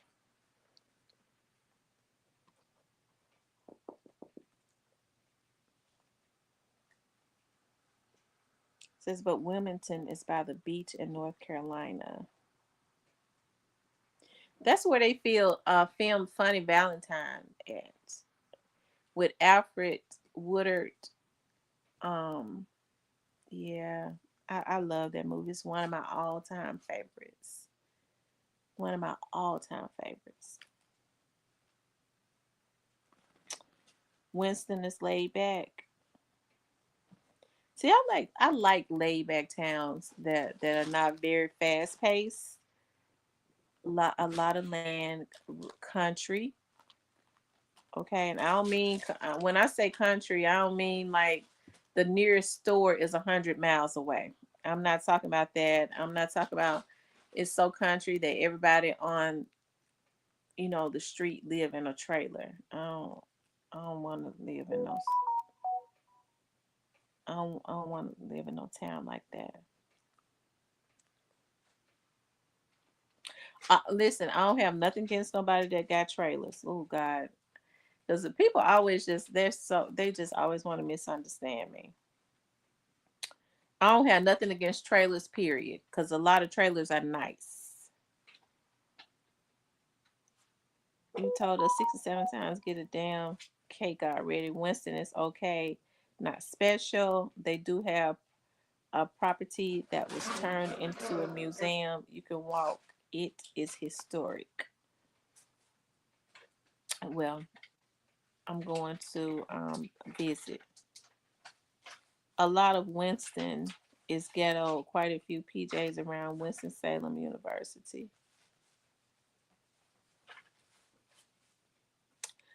I don't care where it is. If you don't have any sidewalks, it's country. Yeah, I don't like places that don't have sidewalks. I don't like places that don't have sidewalks.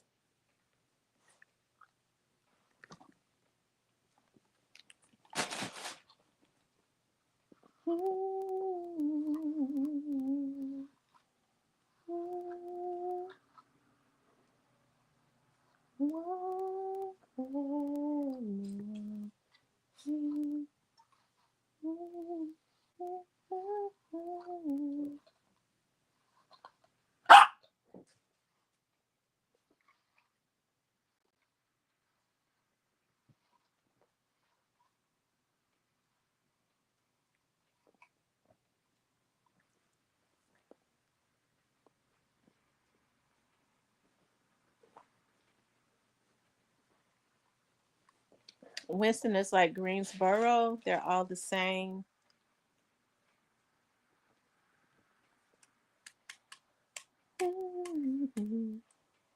Y'all, we've been on here 3.5 hours. It's getting colder and colder. I think it is. Let me see if it's gonna be an ice storm. It's cold as hell now. And it just kind of, because it was 60 something degrees. I was sweating. Well, it's only 43. So it's not gonna, I don't see that happening. It's only 43. It's not cold enough for an ice storm. Shut the hell up. Y'all stop. I don't think it's gonna be an ice storm because winter storms Blair arrives, bringing travel chaos. They're saying that it is.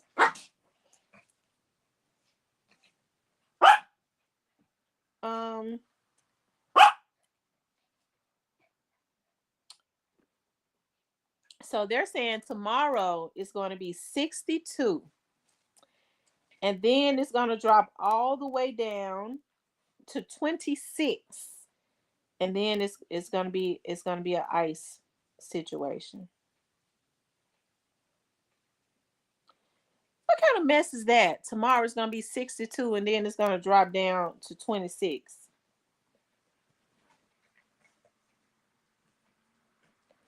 I'm trying to see if it's gonna rain tonight. Hell, I want it to rain so I can.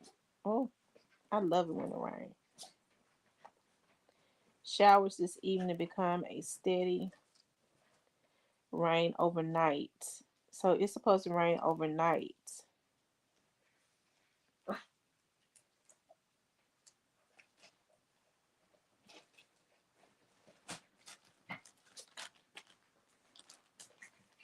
Okay.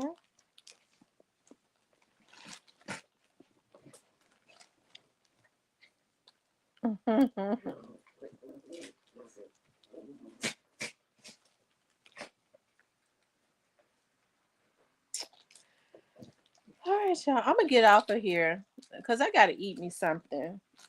So I'm getting ready to get off. I've been on here with you all 3.5 hours. I appreciate y'all hanging out with a sister though. I do. I appreciate that so much. I enjoyed you all. It's getting cold, and I need to finish doing what I was doing. I need to put my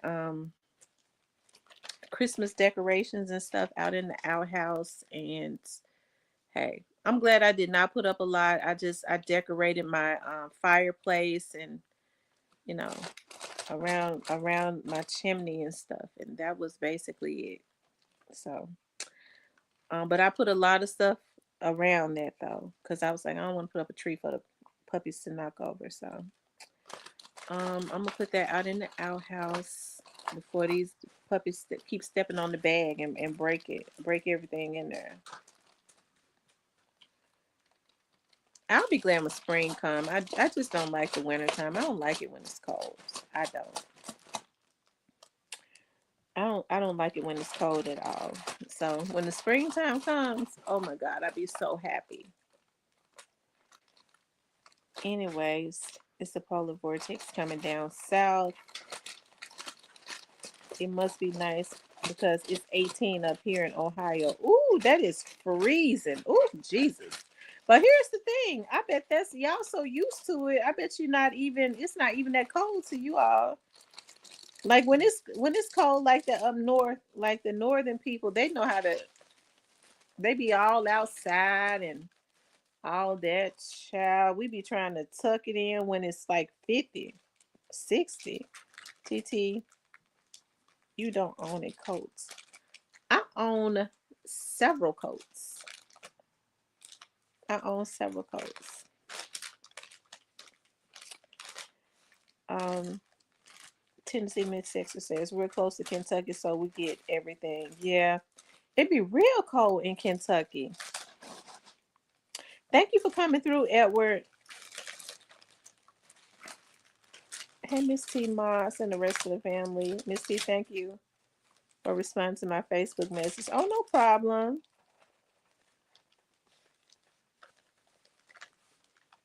The wind chill factor is horrendous at times. It's 35 now, and we get showers tonight. It drops to 25 and 40 tomorrow. Are you still around the Memphis area?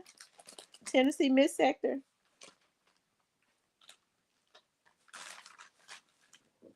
Big puffy coats, Timberlands, and thermals, Miss T, is how we do in Philly. Ooh. Well, I'm sure that keeps you warm.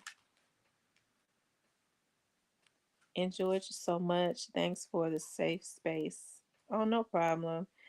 You guys, I'm gonna get off of here because it's getting cold. I need to turn on my heat. I need to take these ornaments and put them in the outhouse before these puppies.